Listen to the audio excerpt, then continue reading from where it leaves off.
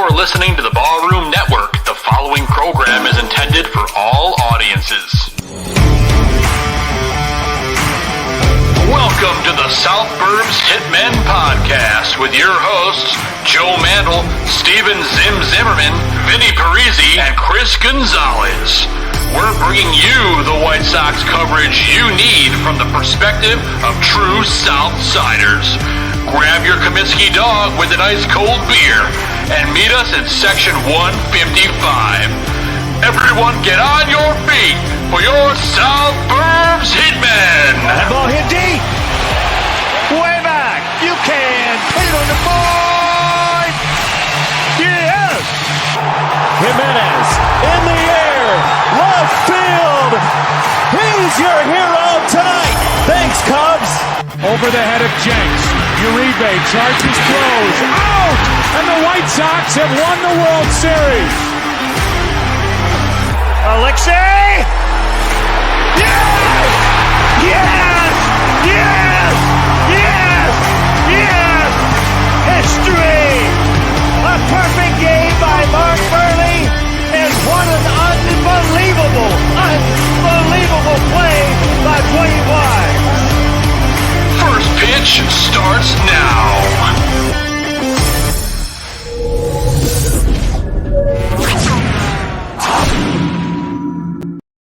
What is going on, everyone, and welcome to South Burbs Hitmen. I'm one of your hosts, Joe Mandel. I'm joined by my White Sox brothers in arms, Vinnie Parise, Chris Gonzalez, and Zimmerman cannot be here tonight. Before we bring on our guests, gentlemen, how you guys doing tonight? How you feeling about your Chicago White Sox? Vinnie Parise, why don't you get started? Yeah, I'm feeling good. Dallas Keuchel serves up a grand slam in the first game. They can't really come back from that. They tried. Valiant effort. But if it weren't for that, we might be talking about them sweeping the New York Yankees. Instead, they take 2 or 3. I'm all good with that. The power rankings from MLB just came out today. The New York Yankees were still at the top of the list. I can't really say I blame them. It's an elite team, and it's an impressive series win for the White Sox, so I'm happy. Yeah, you got to feel good about it. Gonzo, you feeling pretty good about the week that was? Not just pretty good, but really good, because the White Sox, since the beginning of May, have a record of 13-7, and that's third best in baseball, which is kind of surprising when, if you say that to all of Sox Twitter, they wouldn't believe you, but that's the case at the moment, and the boys are off to a jump here, and I just think they're going to continue that versus Boston and get rolling here. I know there's still a couple more tight series to come. They're going to be really competitive, but I like the momentum that the guys have going into this next week here. There you go, man. I love it. I love the positivity. Yeah, I'm feeling pretty good as well. And I'm feeling pretty good about our guest tonight. It's the second time on the show.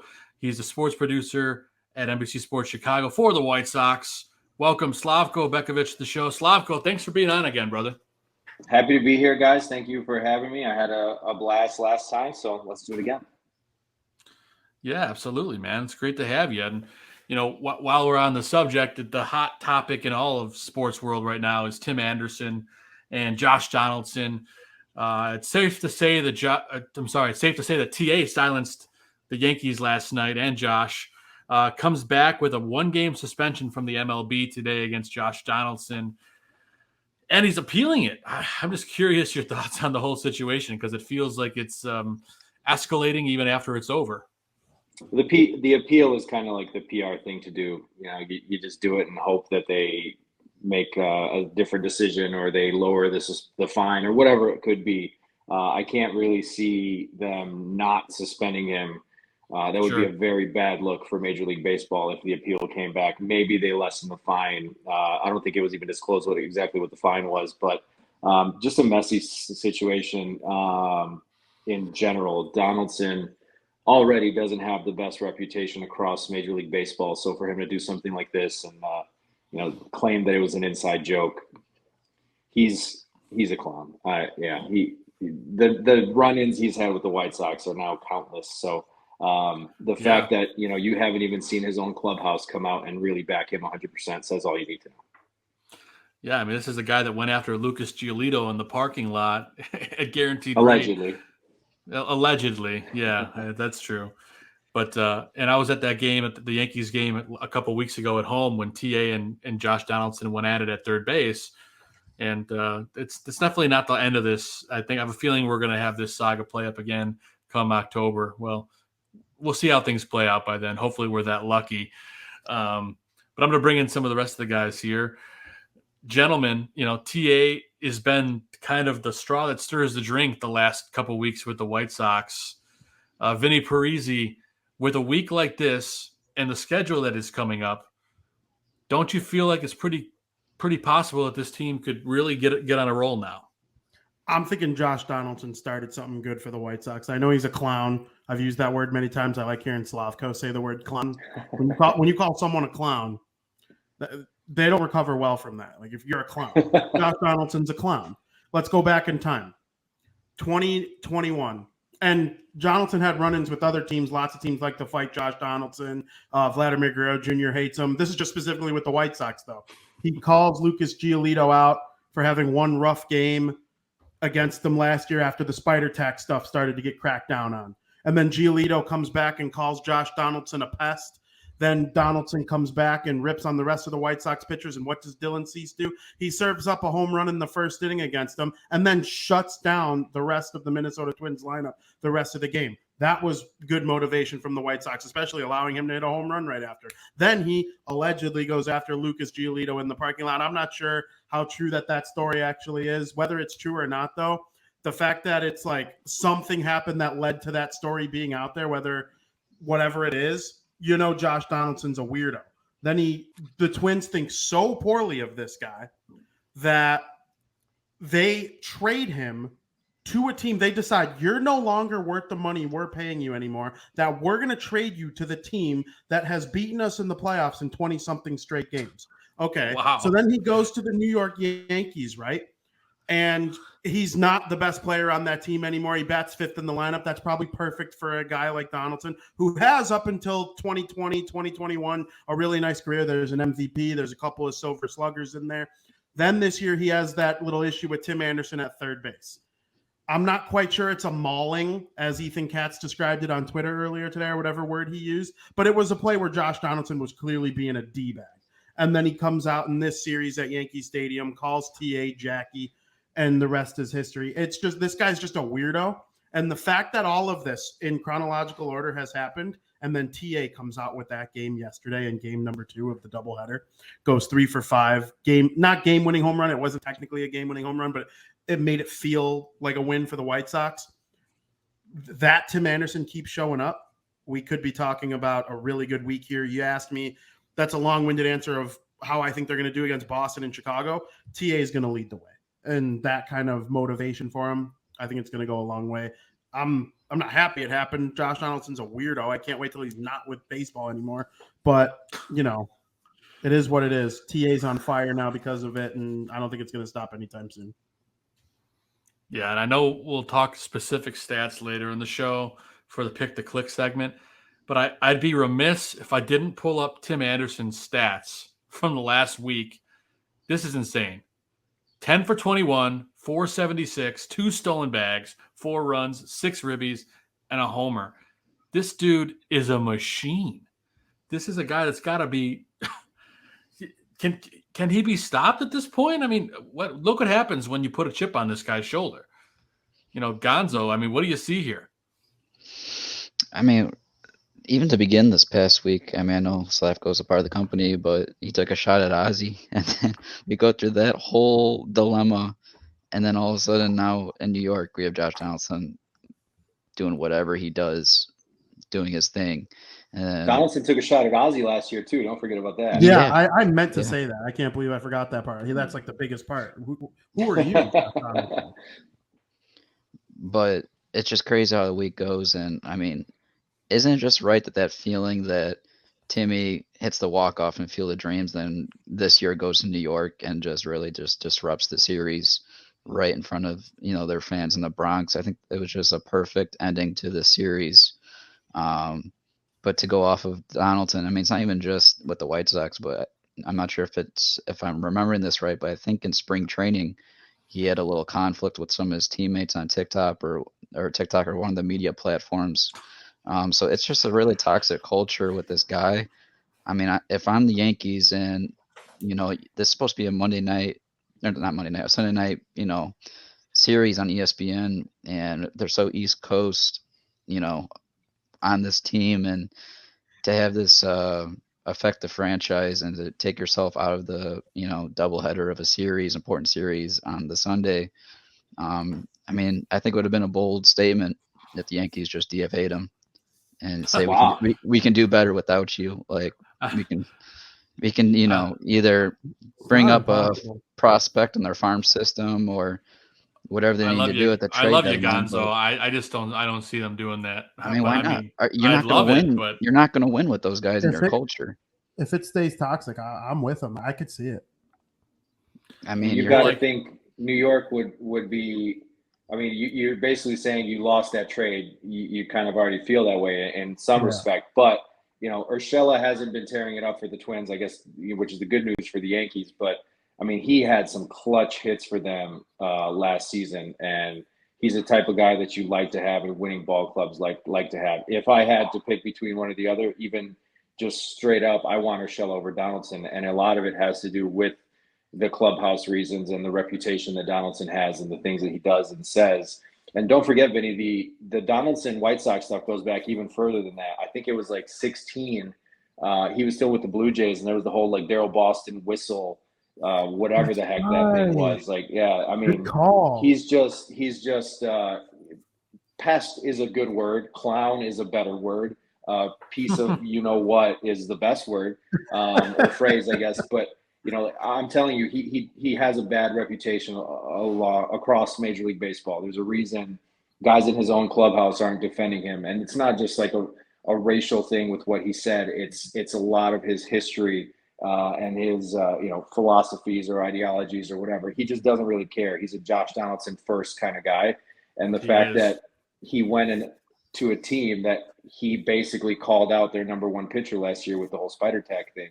How are Garrett Cole and Josh Donaldson going to coexist other than the fact that they're the New York Yankees, so they have no choice? And it's so off-brand for the Yankees, too. They're always clean and cut, and he's like the opposite of that. So it just seems physical like appearance oil and vinegar. The way guys are not the same things. This is true. This is very true. Man, that's really deep, Slavko. I like that. I see what you're saying. I can't really remember a time. Who's the last major a-hole Yankee? Nick Swisher, who was on the White Sox too. But so, Aaron Judge, Anthony Rizzo, Giancarlo Stanton. I feel like if they liked this guy, you would have heard something from them along the lines of. Can't even go back to A-Rod. Yeah, A-Rod.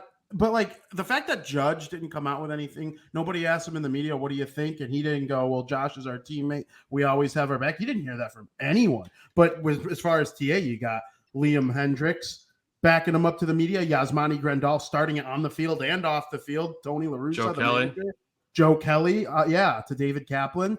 It's just the amount of people who have stuck up for this guy is unbelievable. Tim Anderson, and it tells you everything you need to know about the character of each individual. I think you nailed it, Vinny, with Grandal specifically. The fact that he went out of his way to do that as soon as Donaldson came to the plate the next time up shows the type of teammate and the type of guy that he is. Regardless of what you think of him as a player or whatever, or his demeanor, the fact that he came to TA's defense immediately, especially to a guy like Donaldson in Yankee Stadium, says a lot about him as a player. And I think, Joe and I were kind of talking a little bit before we went live.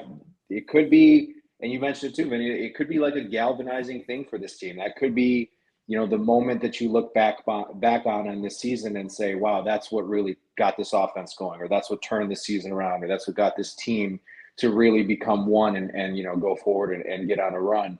We kind of thought for a little while it would be that ninth inning comeback against the Angels. And, overall they have played much better baseball since then. The offense obviously hasn't clicked yet, but what Tim Anderson has done, you got to give him credit against the Yankees. Anytime he's on the big stage, he backs up the talk. He's a heck of a player. The work that he's done to become the player that he is, you can make a case he is probably the best White Sox player since Paul Konerko. I think that would almost be unanimous at this point. And he's just so impressive. He is. The guy just hits. I feel like I feel like he gets on base half the time. I know it's not statistically true, but it feels like he's always on base. He's got a 400 OBP right now, and thankfully he's gotten some walks in the last week. But outside of his defense, which he's really it's been in chunks where he has the errors come. His game has come so far the last 4 or 5 seasons, and he just works and works and works. And he's gotten really good at knowing who he is as a player, especially at the plate. This is what my strengths are. I'm going to focus on that, and I'm going to do that. And anytime he's going right field, to me, he's a shoo-in to hit 300 every year, and if not, 320 or more. Yeah, the guy puts in the work. Is it fair to say that TA right now is kind of what we hoped Madrigal would become when he drafted him 4th overall? Like a high average, a high contact, good BABIP, get on base. But the difference is the power. He slugs a lot more. And people were probably hoping that Madrigal would develop into something like that. That's just something I was thinking about earlier the other day, and I wanted to mention to you guys. Madrigal was a little bit of a disappointment's harsh because he wasn't here for very long, but sure. We heard so much about the glove and the speed and the smarts, and he didn't always have the best base running. He didn't always have a consistent glove, or even just turning double plays, little things. I do think, I know he's struggling with the Cubs right now. I think he's going to be a just fine baseball player. And to be honest, he's the type of guy that this White Sox lineup, at least in theory, on paper, entering this season, could have used as a second baseman, batting ninth, high average guy. I'd take him right now. Yeah. Oh, yeah, not to preach Tony, but the second leadoff man at the bottom of the order actually makes sense for a guy like him. Yes. But I mean, Tim Anderson, when they drafted him, you didn't really know what you were getting other than an athlete, and now you're getting this, I would say, 5-tool player. His defense comes and goes, but he's come such a long way from where he was 4 or 5 seasons ago. I mean, just an incredible play. I love watching the guy play. I love watching the guy play, and there's no doubt that as he goes, the White Sox go, and this offense does nothing without him. There's no doubts about that. And, moving on to the next topic of conversation, before we get to the segmented portion of our show, got to dive in and talk about both starters in yesterday's game. Johnny Cueto, Michael Kopech, these guys brought it, and they shut down this Yankees lineup. Johnny Cueto, a guy that was kind of sitting on the waysides, pitching in AAA and trying to prove himself and get an opportunity. He comes up, and he's the first White Sox player in history, I believe, that 12. I believe it's 12 scoreless innings to start a season. I'd have to double check the stat, but either way, it's ridiculous. Johnny Cueto just getting it done. Slavko, obviously, we know Michael Kopech's great. We'll talk about him in just a minute, but Cueto's a guy I didn't expect it from, and he's looking like a solid 5 for us moving forward. I mean, what do you think about Johnny Cueto? I mean, before we even get to Cueto, I like that we're sitting here on May 23rd and we just said we know Michael Kopech is great, because there was quite a while where we weren't entirely sure what he was going to be, and it wasn't necessarily because of the talent, but the injuries and the off the field stuff, and the role and a lot of bad luck in between them. But I'm really glad to see him progressing like the guy that he was. But back to Cueto. I'll be perfectly honest. I had no expectations for Johnny Cueto. Me either. And I think probably I was a little bit biased because Ozzy loves to joke about Cueto. Like, if you're expecting to get a lot out of Cueto and for him to, stick in this rotation, give you a lot of quality innings or pitch in big games down the stretch, I think we all probably would have agreed at the beginning of the season something has gone wrong, or, there was an injury, or somebody became a failure. I don't know how to maybe categorize it. I'm still not entirely sold he's going to be here pitching in 4 more months at the end of September. Sure. But you take what you can get out of him right now. And as long as he's eating innings and giving you quality outings, what more can you ask for? Yeah, I think that's it in a nutshell. And just a pleasant surprise. Definitely more so than Dallas Keuchel, who has been the opposite. Although I do want to give Dallas a little bit of a break. That grand slam he gave up is an out in the majority of major league parks. I think it went 312 feet, if I remember correctly, something along the lines of that. That's just crazy. It was a unicorn home run, according to @WoodItDong, which is an account on Twitter that's like an automated account. It tells you what home runs would be home runs in X number of parks. It was a unicorn home run. It was the only stadium it would have gone out in. Yeah, so there I'm you go. checking I now mean, to see if PA was a unicorn. yeah, you take that home run out of the equation. Dallas's start isn't so bad. So I just want to point that out. Don't love Dallas, but I think he's starting to put it together. That wasn't a great start. I'm going to give it to him, but that grand slam is usually an out, a long out, mind you, but it's usually an out. But getting back to Michael Kopech, Slavko, I mean, he's putting together just a majestic start to the year. I mean, this guy looked untouchable against the Yankees. I believe he gave up 1 hit and 2 walks in 7 innings. I mean, do you see anything different out of him this year other than he's just more prepared and healthy? Opportunity. That's the only difference is he's finally getting it. I mean, we saw what he did in limited starts last year. Granted, it was like 3 innings at a time, and I think he only made 4 starts last season in the spot starter kind of role. But it's just opportunity. We've always known the stuff was there. We've always known here when he's on the pitching rubber, there's very few guys in Major League Baseball that have that same mentality. Here's what I got. Go ahead, hit it. My best stuff is going to be your best swing every single time. That's the mindset that he has. And congrats to him on the birth of his child. So that's amazing. Yeah. I don't know if that's going to factor into maybe his maturity on and off the field. And, you see these things happen with guys. The first time they have a kid, it's like there's this revelation in their life and, they kind of reprioritize and refocus and all of a sudden their career takes off. I'm not, prognosticating that for Kopech, but I mean, he's pumping 100 against the Yankees. I know he was juiced up. Granted, the weather finally was nice. That helps. You're at Yankee Stadium. You're in a national game or a national TV broadcast. So all those things kind of factored into it. Plus, game 2 of a doubleheader.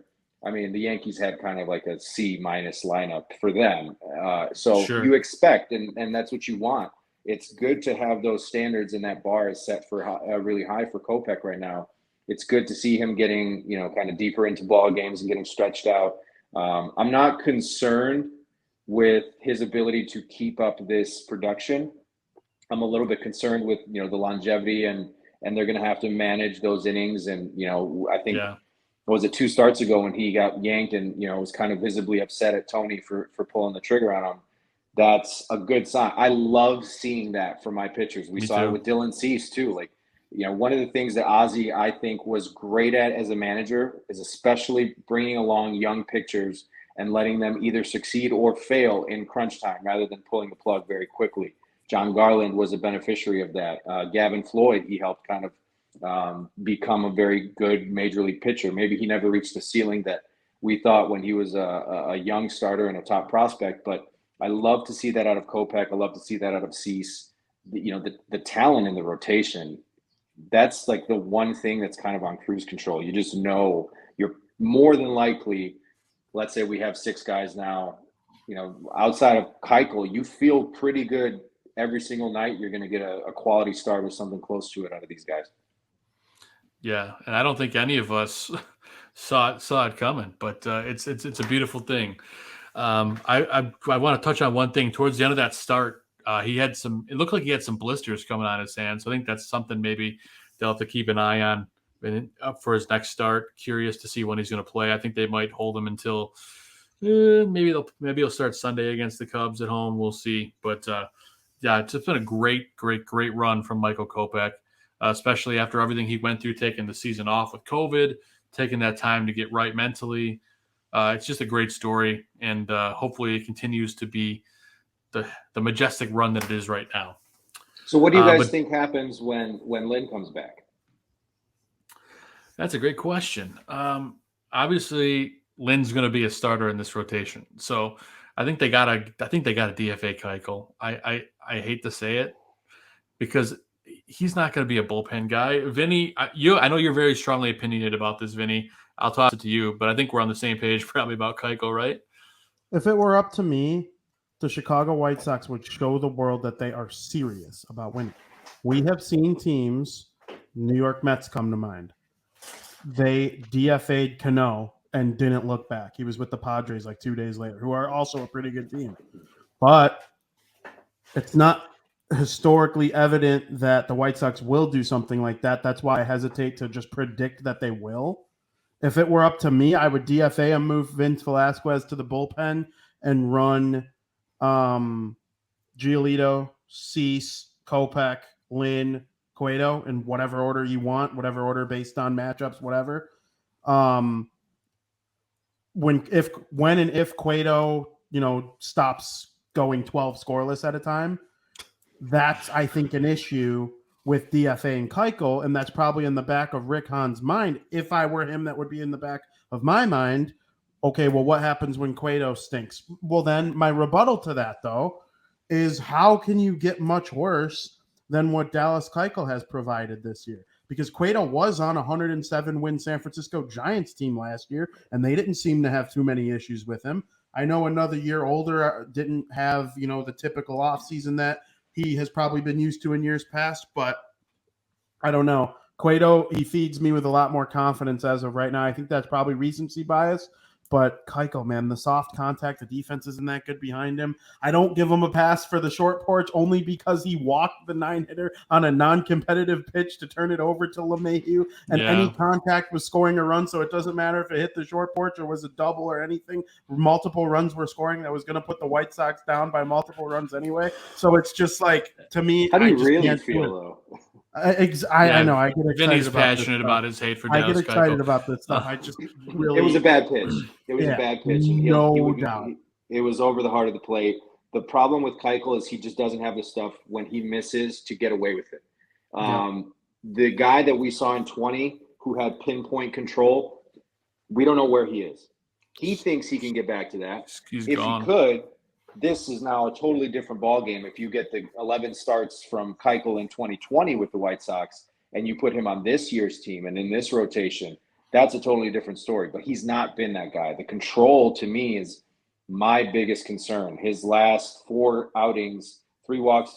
He had 1 against Boston, who was just a terrible offense at that time before they've kind of picked it up lately, thanks to Trevor Story. And then 5 walks before that against the Angels. I mean, you can't get away with that. And the walks are the killer with this team. They aren't drawing them offensively, and they're giving up too many with the pitching. And the starting pitching has been pretty good. It's more of an issue with the bullpen. But, I think you nailed it, Vinny, that Rick Hahn is sitting there thinking, okay, if it was a video game, Keuchel's out the door. No question asked, because you're going to get whatever from Cueto every single time. You cannot count on that right now. And I hate to say it, but with the injury history of this team in recent years, you just need the arms. I personally think the more starters that you can get right now, the better, to, one, keep innings down for Kopech and Cueto.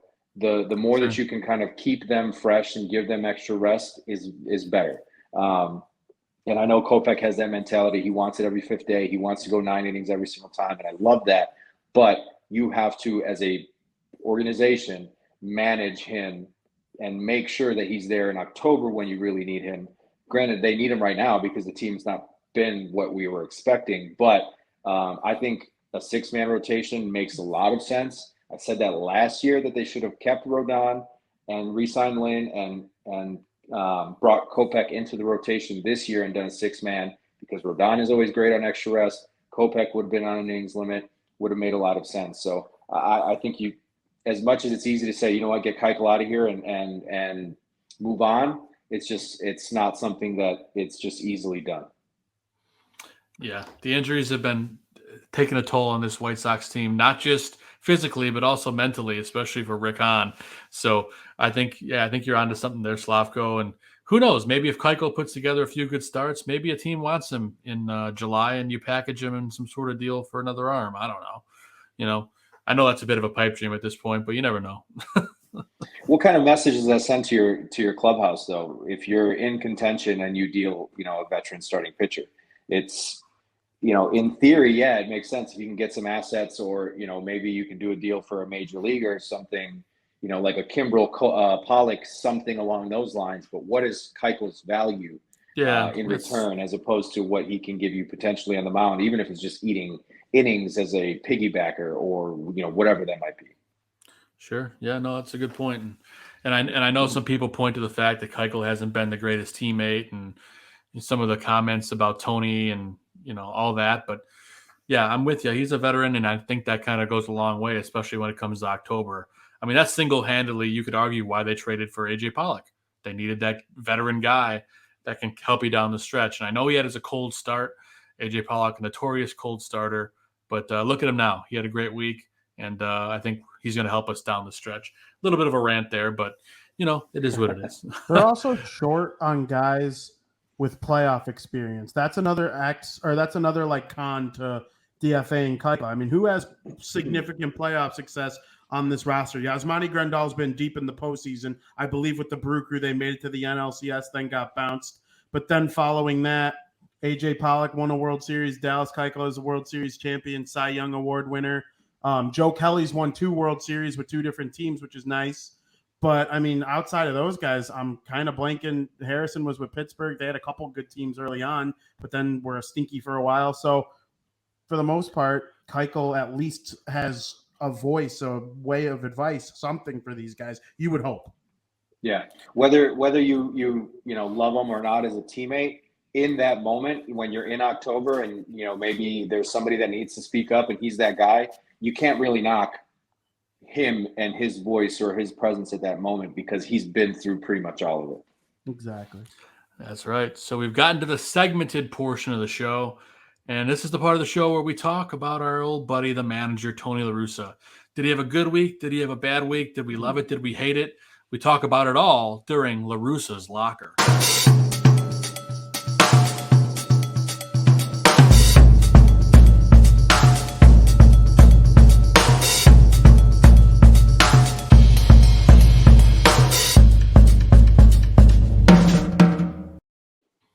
Yes, that's right. We got to talk about our buddy Tony LaRussa, and we'll let our guest go first. Slavko, we're just curious how your critique of Tony LaRussa. There's been some crazy lineups. There's been some interesting conversations. How you feeling about Tony right now? Oh, I know it's a big question. Take a deep breath.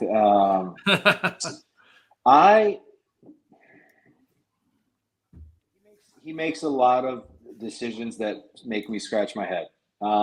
Granted, almost every single time I can either predict his logic and what he's going to say or how he's going to vindicate it, or I can understand his logic after he says, his reasoning or his vindication. A lot of these things that he says make sense in some world. It may not be every White Sox fan's world, but in Tony LaRussa's world, a guy who's won 2,000 plus games as a manager, there's a lot of things that he's done right in his career. So in general, especially early in a season, I tend to be a little bit more lenient with some of the decisions that he makes. I think for me, the head scratchers are some of the philosophical things that he's been doing. Number one that comes to mind is the super short leash extra inning. I think we saw it the other day with Cueto and bringing him out in the 7th inning. It drives me nuts. I'm a firm believer in clean innings for relief pitchers. The cleaner an inning, the better. Let them get out of the bullpen. Let them run their little behinds out over the outfield and onto the mound and have a clean start. Give them a 1-2-3 chance for a clean inning. I don't understand bringing a starting pitcher out in the hopes that he's going to have another 1-2-3 inning, magically get you an extra inning and save your bullpen a little bit. If you're going to do that, you not only have to have one guy up, you have to have 2 guys up because it depends on how short of a leash he's going to get. Like in a Kopech or Cease example, it seems like if it's one guy gets on base to start the inning, immediate yank. Cueto, it seems he was a little bit more lenient. Granted, the pitch count, I think, was a little bit lower than what we've normally seen. 2 singles, he gets yanked. Give your relievers a clean inning. I don't like the super short leash that he does. Number one. Number 2, with the lineups, again, I generally understand what he's trying to accomplish. There's no reason Andrew Vaughn should be hitting 8 or 9. Amen. When Moncada looks like he does right now, he shouldn't be hitting number 2.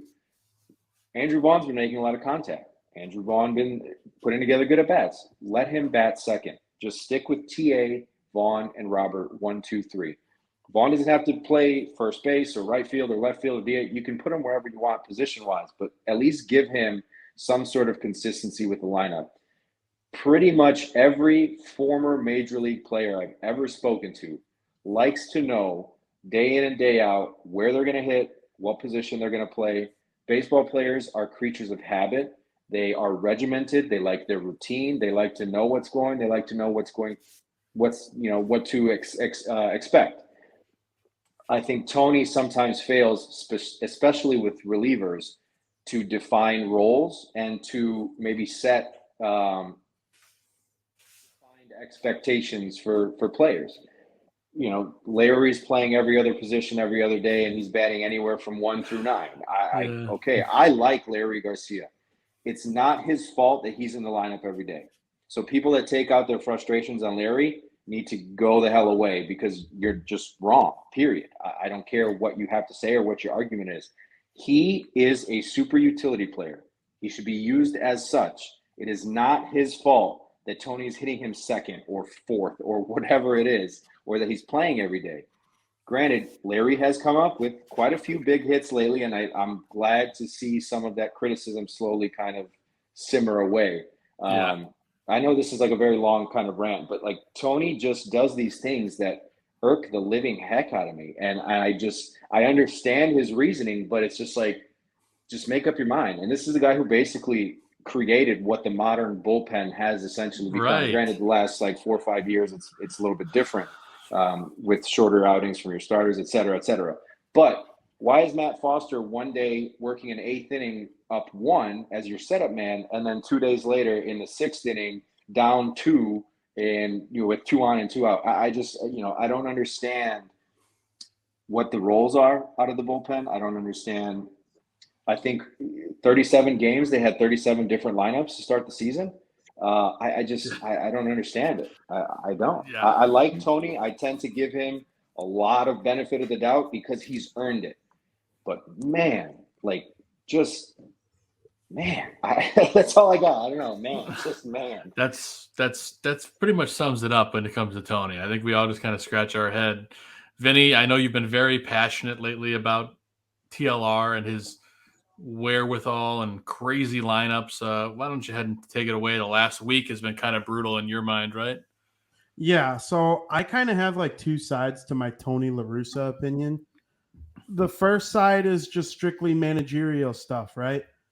I hated the fact that against the Kansas City Royals in a doubleheader, the only 2 players that played both games at their starting position were Leury Garcia and Josh Harrison, arguably the 2 worst players in the starting lineup on a day-to-day basis.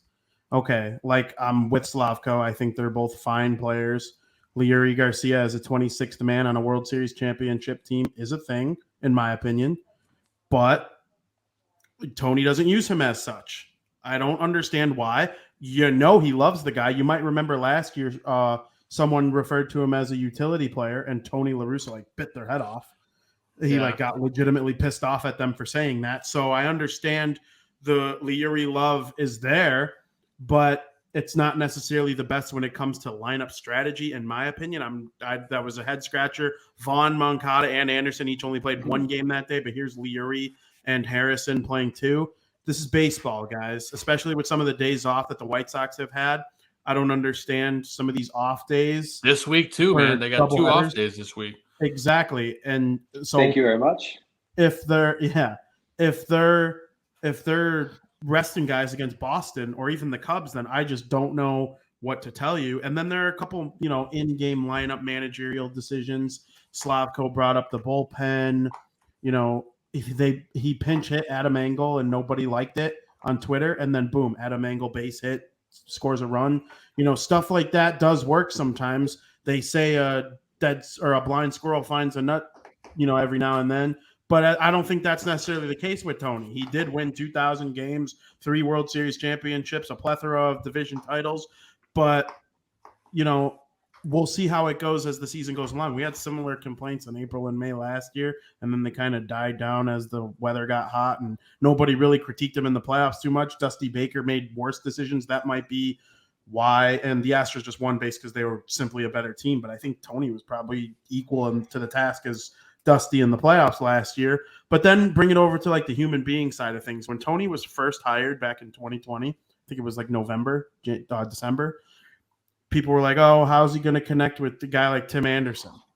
Well, since then, Tim Anderson's become like a lightning rod in this organization, and Tony has done nothing other than have this guy's back. TA referred to him as a best friend. We've heard Tim Anderson hold back on no one that he don't like, whether it be Brad Keller, Josh Donaldson, anyone that crosses Tim Anderson's path. He has no clue telling the media how he feels about it. So for him to come out and say that about Tony Larussa, calling him a best friend, it kind of makes me wonder if Tony has, I don't want to say changed as a person, because, you know, he was probably fine 10, 15 years ago. I'm not necessarily remembering every little Tony LaRussa bit from the last time he managed before the White Sox. But, you know, he proved me wrong in the human being aspect. You know, he connects with Tim Anderson. He has his guys' backs. He didn't just say a disrespectful comment. He straight up said a racist comment. Hearing that from Tony LaRussa's mouth made me smile. So I have many issues with his in-game strategic. There's no other word than nonsense, in my opinion, for some of it. But in terms of having his guys back and being a leader of men, I got to say some of the words I heard on Saturday evening were kind of uplifting for me. Yeah, it's a good feeling. Gonzo, I know you're not on camera, but what do you feel about Tony this week?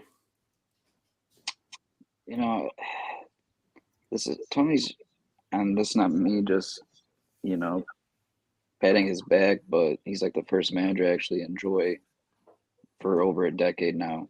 Probably since Ozzie, to be honest with you, with going through the Ventura days and then You didn't Ricky. you didn't like Robin Ventura? Come on. No, God no. But you love You mediocrity. know, it took me. I know, Vinny, but it took me a while last season, really as his full season, because in that quickened season with Ricky and everything that happened that season with him blowing up the last week of the season, losing the division, and bullpen roles that managerial decisions with the bullpen that he made. It took me a full season with Tony to understand decisions he made early on the season and how that impacted the season there, with taking like a third or half of AAA and winning 90 games with what he did. And now I can understand why early on he's giving guys new roles, or roles that, you know, we wouldn't expect them to. But you also have to understand that him coming back in baseball, now he also has to deal with load management. And that's something he didn't have to deal with before when he was with the Cardinals and A's. And losing, gosh, 2 or 3 of your best hitters in the lineup, 2 of the best arms in your rotation, and your 5th man in the rotation that just getting banged up every other start is taxing your bullpen. And then you're also losing bullpen arms with Crochet and Bummer. So you're also going more in depth into your bullpen, and you're throwing names, you know, in tight games, you're throwing Burr and Ruiz out there to, you know, try to get through clean frames. And then you have to rely on Joe Kelly. Like, you paid him to do so, to come back, but you got to go to Joe Kelly coming back in tight games too, because that's just a guy you can hopefully rely on coming back. I know we dogged on him last week, but this week I absolutely loved him bouncing back. But yeah, altogether, I think that's what's got to happen. Yeah, that's got to happen on this team. Yeah, the only thing I don't like seeing from Tony is seeing Laurie so high up in the lineup, and that's really the only thing I would dog on him for. Now Vaughn, like I said last week, Vaughn, ideally, going from June through the rest of the season, I'm sure he's going to be up in the lineup, but I absolutely understand, like how I told you last week, that when you have 2/3 of your lineup underperforming and not converting with runners in scoring position, I understand why you put your 3rd best batter and your 9th. You're trying to get more depth in your lineup, and you're trying to put him in situations where he either gets on for Timmy to drive him, or he's converting runs himself.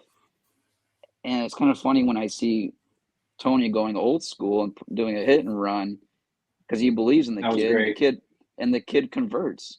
Like, I understand the situation that Vaughn is in right now, and I know Vinny, me and you kind of went at it a little bit, and you say, he's raking and AAA or whatnot. He comes up, but when you're dealing with that wrist injury, that matters at the plate with dealing with that wrist injury. So you got to come back a little bit slower. And I believe that's only the right thing. Put him lower in the lineup, working him back into it. And then sure enough, in this week, he did go back into the 3-hole and did decent there. But I just think, depending on how the situation is with the lineup and guys that he has available, I think he's playing it right. I just think altogether that when this team gets rolling, this team's really going to be rolling. And this, as you can tell with this lineup this past week, I think Jay Cueto on Twitter put that the batting average has now met the league average this past week. And if we're winning a 5-3 series on the road, just imagine when those bats are really booming and this rotation continues to go. Like, it's just, I think they're going to be on a roll shortly here. Yeah, no, I think we're aligned there. This team is definitely hopefully turning a corner. But there's a few guys that didn't quite turn the corner this week, right, Vinny? Oh, Vinny, you're on mute. I love when that happens. Yeah, when guys stink, like Josh Donaldson would fit into this perfectly if he were a member of the Chicago White Sox, but he's not. So we're going to talk about White Sox players that kind of stunk in the last week in the Adam Dud of the Week. You suck! You suck. Stupid. Lousy. No excuse.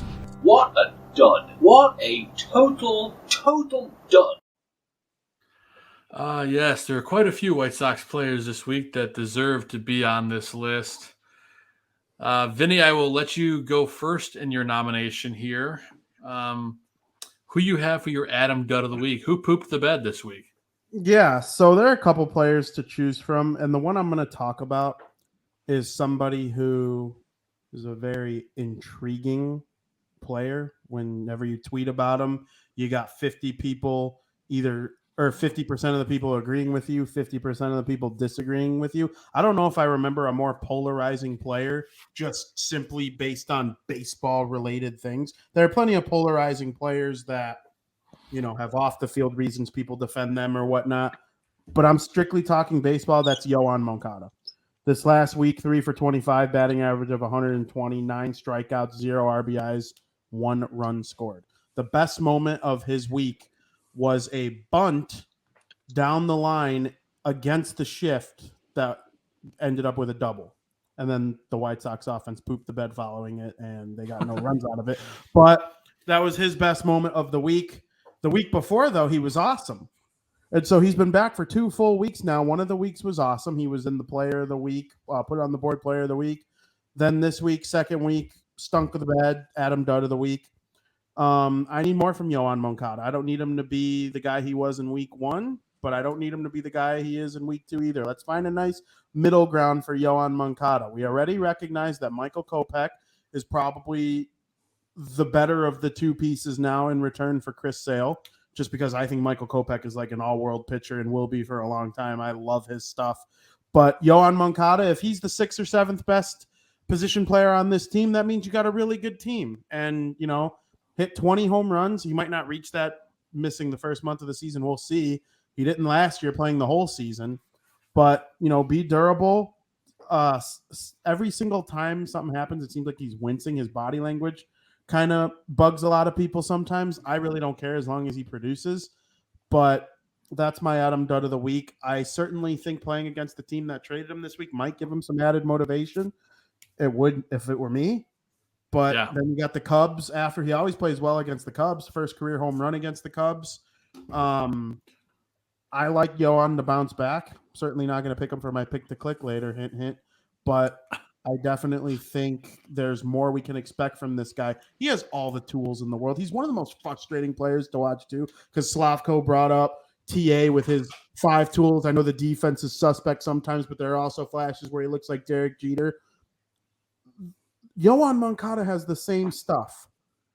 And it just bugs me so much when he doesn't hit well. Slavko, you didn't like that comment at all, did you? No, Derek Jeter. Of all the guys, that's who your I was great gonna say defensive something shortstop too. was. Like, what? Wait, That's who okay, you so chose? you're on team Derek Jeter was overrated defensively? Derek Jeter was overrated. Period. Okay, Yes. then you Most agree, definitely Slavko. overrated defensively. Okay, maybe I accurately said Derek Jeter though, because TA is not really much better than Derek Jeter defensively, Okay. even though I get what you're saying. if I was looking for like the all-time great defensive shortstop, I would have said Juan Ozzie Uribe. Guillen. No, I'm kidding. Both of those are good options, Jeter. actually. Yeah, I would have said Ozzie Smith, but that's just me. yeah, no Yeah, for bias sure. in the Guillen or Uribe take whatsoever, but go Sox, guys. Hey, the Sox are apparently kicking the tires on Juan Uribe Jr. I was reading. Not just kicking the tires. I'm being told like it's a thing, like it's gonna happen. Oh, there you go. The Wait, say that Uribe one- legacy. say- Juan Uribe what? Uribe Jr. He's gonna sign with the White Gotcha. Sox. I thought you were talking about Daddy Uribe. I'm like, wait, what did I miss? Oh, He's Daddy back. Uribe. The No. White Sox, Kenny Williams and the White Sox love their, the lineage lines. Yeah. Yes, they they're- do. We're still trying to pimp the youngest Tatis brother like he's the next best thing. So Yep. hopefully that pans out too. Yeah. Well, great pick for the dud, Vinny. Slavko, I'm curious who you have for your Adam Dud of the week. Someone that just didn't stand up to par for you. Everyone in the lineup batting 2 through 9. It's true. It's true, man. This offense for about 2 weeks was being carried by Luis Robert and Tim Anderson. Luis Robert has since cooled down. They had that night against Severino. He had a just really tough night at the plate. It seems like his inconsistency comes and goes in waves. I'm not singling out Robert specifically, but it seems like sometimes he's just so locked in and he knows when and where to attack and when to be aggressive and which pitches he's going to hit. And then other times it just seems like he's up there flailing at everything, which it's going to come with reps. He's still a very young player. He's still very raw as far as major league experience. So I am not concerned whatsoever with Luis Robert himself. What I am concerned with is the fact that the White Sox are like bottom 5 in batting average with runners in scoring position. They are ungodly awful with the bases loaded. And in the month of May, they've left on more runners on base than any team in Major League Baseball. Those are major issues. The positive is we finally saw some clutch late inning hitting with the Pollock homer, the TA homer, Adam Engel coming through. Those are good signs. Abreu's starting to come around. Like he's not, the MVP from 2020, which whether you like it or not, there's an asterisk next to that. It was 60 games and it was at the end of the season. And, it worked out well. I love Abreu, but we did a breakdown in the pregame show earlier this week or last week. His numbers against fastballs the last 2 seasons there's a crazy decline in what he's done against fastballs, his slugging percentage, his batting average. That's a major concern because he's not getting any younger and he's not getting any, he's not going to get better. So 2 through 9, the clutch hitting, it's not been there. And if you take TA out of this lineup, you're talking about an offense that's worse than what the Tigers are trotting out there. Thankfully, they've come back and tied the game 4-4 against the Twins tonight. But the Tigers are averaging under 3 runs a game. I think they have like 19 home runs as a team last I looked in like 36 games. It was absurd. So, the timely hitting, that's the dud. Right now, that's the reason why this team is struggling. You're getting the starting pitching. The bullpen has been good enough for the most part. On the whole, you're not getting those clutch hits, and that's where infectious hitting comes from. The hits in the big moments is what helps you get over that hump when you're slumping and when you're struggling as a team. But what we've seen so much out of this offense and this lineup is 2 men on, bases loaded. They're not even getting a run home with the bases loaded and nobody out. It's unacceptable. And that's like, I don't really know how you fix that until you got to, just have a little luck go your way and get off the schneid. I think that doubleheader in New York is going to go a long way. The TA homer, the Pollock homer. I think you're seeing Abreu start to come around. Grandal, maybe not. It's good to see him hit that home run in Kansas City, but his extra base hits are too few and far between. But I think the Donaldson thing and him defending TA, that'll be a galvanizing thing. I have a good feeling about where this team is headed. I don't know that I have a good feeling on the whole about the offense yet, because they are. What happens if TA goes through a slump? How much worse? Someone else is going to have to pick it up. Yeah. Yeah, but who can you pinpoint right now? I mean, Vaughn. To me, I know everybody seems to have like already anointed him as a great major league hitter, and I think he will get there. I think he has all the tools and qualities to do that. He's not proven it yet over 162 games. Whether you think he's great or not, he's not done that. That's simply a fact. I think he's going to be just fine. I think he might have the best hitting talent on this team, and that includes Tim Anderson, just because of the spectrum of the power and the extra base hits and what he could potentially be with getting walks. And I mean, he could be a 300, 400, 500 kind of guy. Like, I mean, he's got all those tools. Moncada, the reason he's polarizing is because if he hits a home run or if he strikes out on 3 pitches, his body language is exactly the same. And White Sox fans hate that. They do not like a guy who doesn't look angry when he strikes out, or who, doesn't celebrate enough when he hits a home run. And I think there's this reputation with Moncada that he's like not a baseball guy, or he doesn't really care, or just because you have, little emotion doesn't mean that you don't care. He's there, he's trying. It is frustrating to watch though in a big moment when he has a bad at bat and strikes out, and then he just walks away like nothing happened. Like, does it help if he's just really pissed and breaks his bat over his leg? No. Will it make people feel better? Maybe, I guess, but the result is still the same. So why does it really matter? And I'm guilty of it too. I think Johan Moncada, like you said, Vinny, has all the tools. I think he's so polarizing because of the fact that you watch him and you think, like, does he even care? Like, sometimes it's just he walks into the batter's box and doesn't swing his bat and takes his seat after a strikeout, and that's frustrating to watch. By the way, look at over the last 4 years, who's played more games, Johan Moncada or Tim Anderson, and ask why one has a reputation and one doesn't, as far as injury prone or wincing.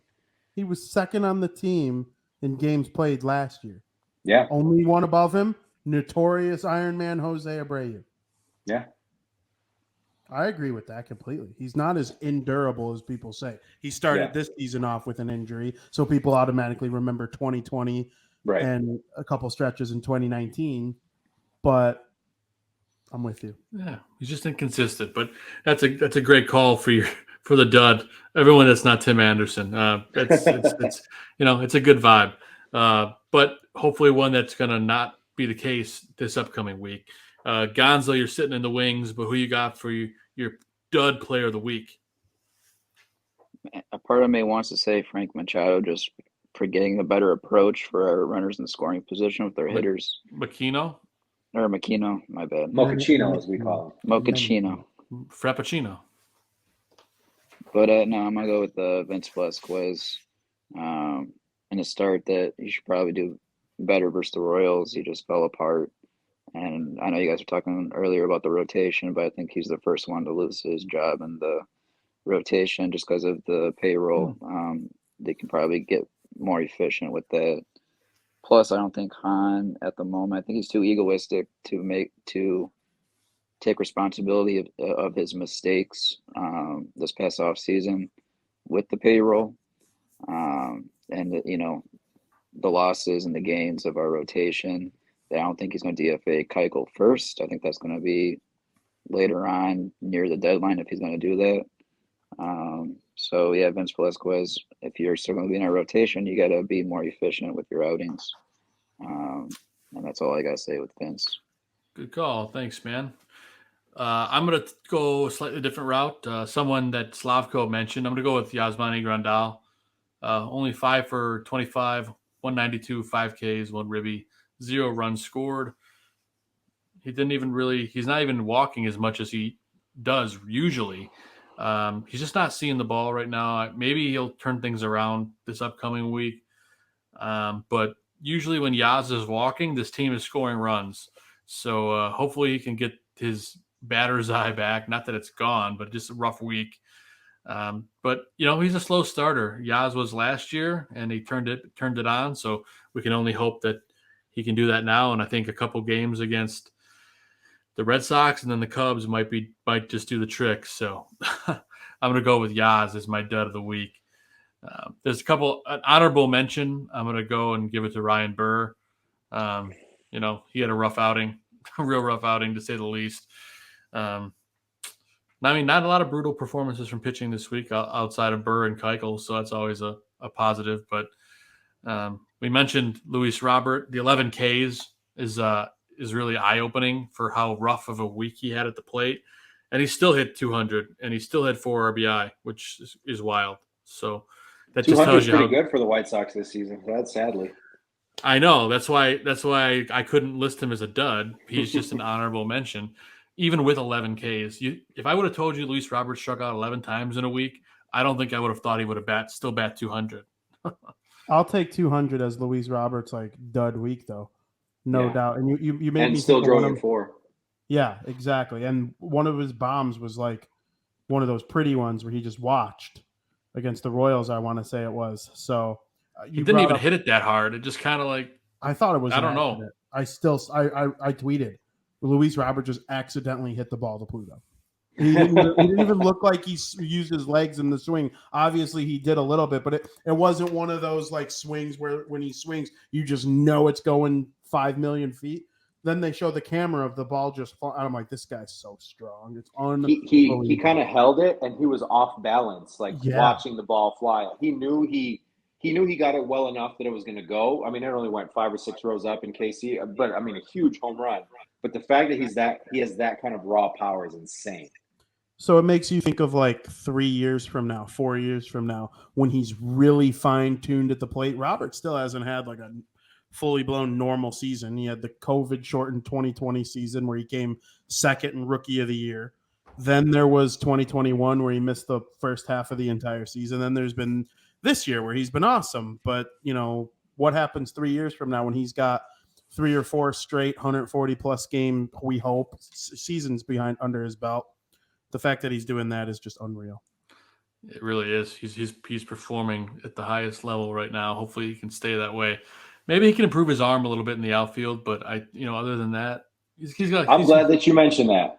I think he skates by a little bit too much I'm not going to say laziness or being lackadaisical, but he does not have the greatest mechanics or technique in the outfield. And I'm glad Gordon Beckham called him out on it. I think it was that series in it was against the Royals. Yeah, they approaching balls when he knows runner's going to tag. He doesn't go through the ball and catch with his momentum towards the throw. Kind of plays things a little bit too casually sometimes, and teams are picking up on that. And they're starting to run on him, and they're trying to take that extra base. He cost the White Sox 3 bases in that series, and I'm glad Gordon Beckham pointed it out because we know he's a tremendous center fielder. He makes things look so easy. He's so smooth out there. He goes and gets every ball in the gap. I mean, he's amazing, but you have to be at 100% every single time because those things, it might fly in May against the Royals, but in October against the Astros, those are going to turn into much bigger innings than what is happening right now. I'm so happy you said all that. And like you said, I think he's one of the best defensive center fielders. I mean, he won a Gold Glove in his rookie year. I know it was only 60 games, but he deserved it. And everybody else had 60 games too. So it's not like he was at some kind of advantage with that. He saved that game against the Cubs. The second game of the 2-game set where he ran into the brick wall they got out there in center field. He said the couple Cubs runners would have scored. They probably wouldn't have scored again. They would have lost. I think it would have been 5-4 or something like that. They ended up winning 4-3, I want to say. But the fact that, we know he has this cannon. We've been told by scouts for 5 years that he's got this cannon in the outfield, and we haven't seen it at the MLB level, and it's exactly what you just said. He plants under it and throws it all arm when he's got – if he were to, really a step back, catch and throw all like how they teach you in Little League, I can't see how he's not plugging. And he doesn't hit his cutoff man either. He doesn't hit the cutoff man. He wants to try to make the throw himself. He's got to go back to basics when it comes to that stuff. We want him to be a 5-tool player. He can be, but he doesn't have that right now. He doesn't have that arm that you're scared of, and he doesn't have the mind. I'm not crapping on Luis Roberts' brain at all, but he doesn't have the mind right now to slow it down where he's just trying to make the big play himself. And I think that's where he needs to work on it for sure. Adam Engel's really good. Go ahead, Gonzo, sorry. I was going to say his instincts are there, but just getting back to the mechanics, he's got no crow hop to his game.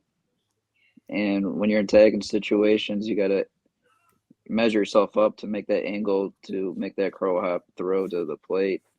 You don't see that at all from him. And like Gordon was saying, he's throwing off his back foot out in the outfield, all arm.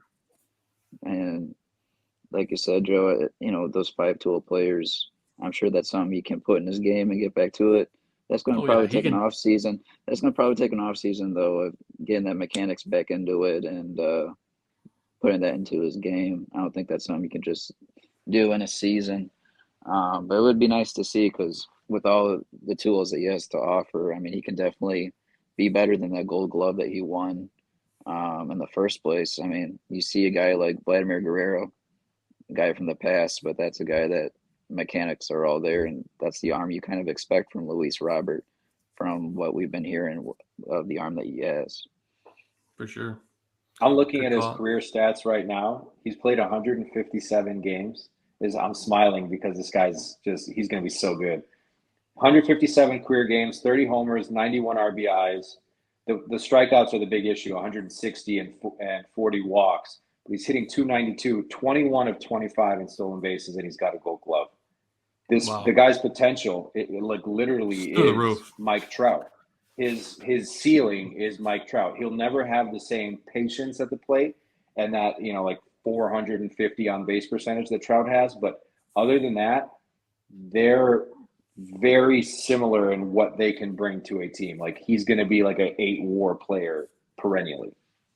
Not to mention, we even bring up, but there's even a little communication issue out there in the outfield with him. I know we've seen it a little bit with Eloy, but last night he almost ran into Pollock and left. Well, they stopped right in front of each other, let that ball drop in between them. But then even the ball hit the right field with Engel out on the warning track there. I know Robert took it, but that was even a close one too, that of them nailing each other out there. So I'm not sure if that's just a language barrier, maybe, but something needs to be talked about out there with communication. Yeah. Getting the chemistry built up. Yeah.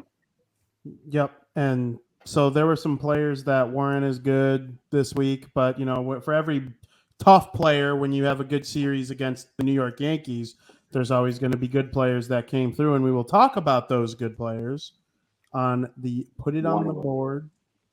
Just when we're talking hitters, just one of them. Put It on the Board Player of the Week. Ball hit deep. Way back. He looks up. You can put it on the board. Yes. And what a week it was for that one player, which I have a feeling we all know who that is, and Slavko knows who it is. So we'll go ahead and just let him go ahead and gloat about the magnificent Tim Anderson. What a week TA had, Slavko.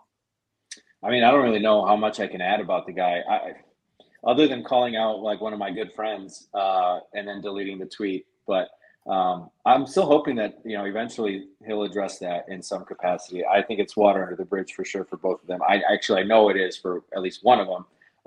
But golly, this guy, what can he not do?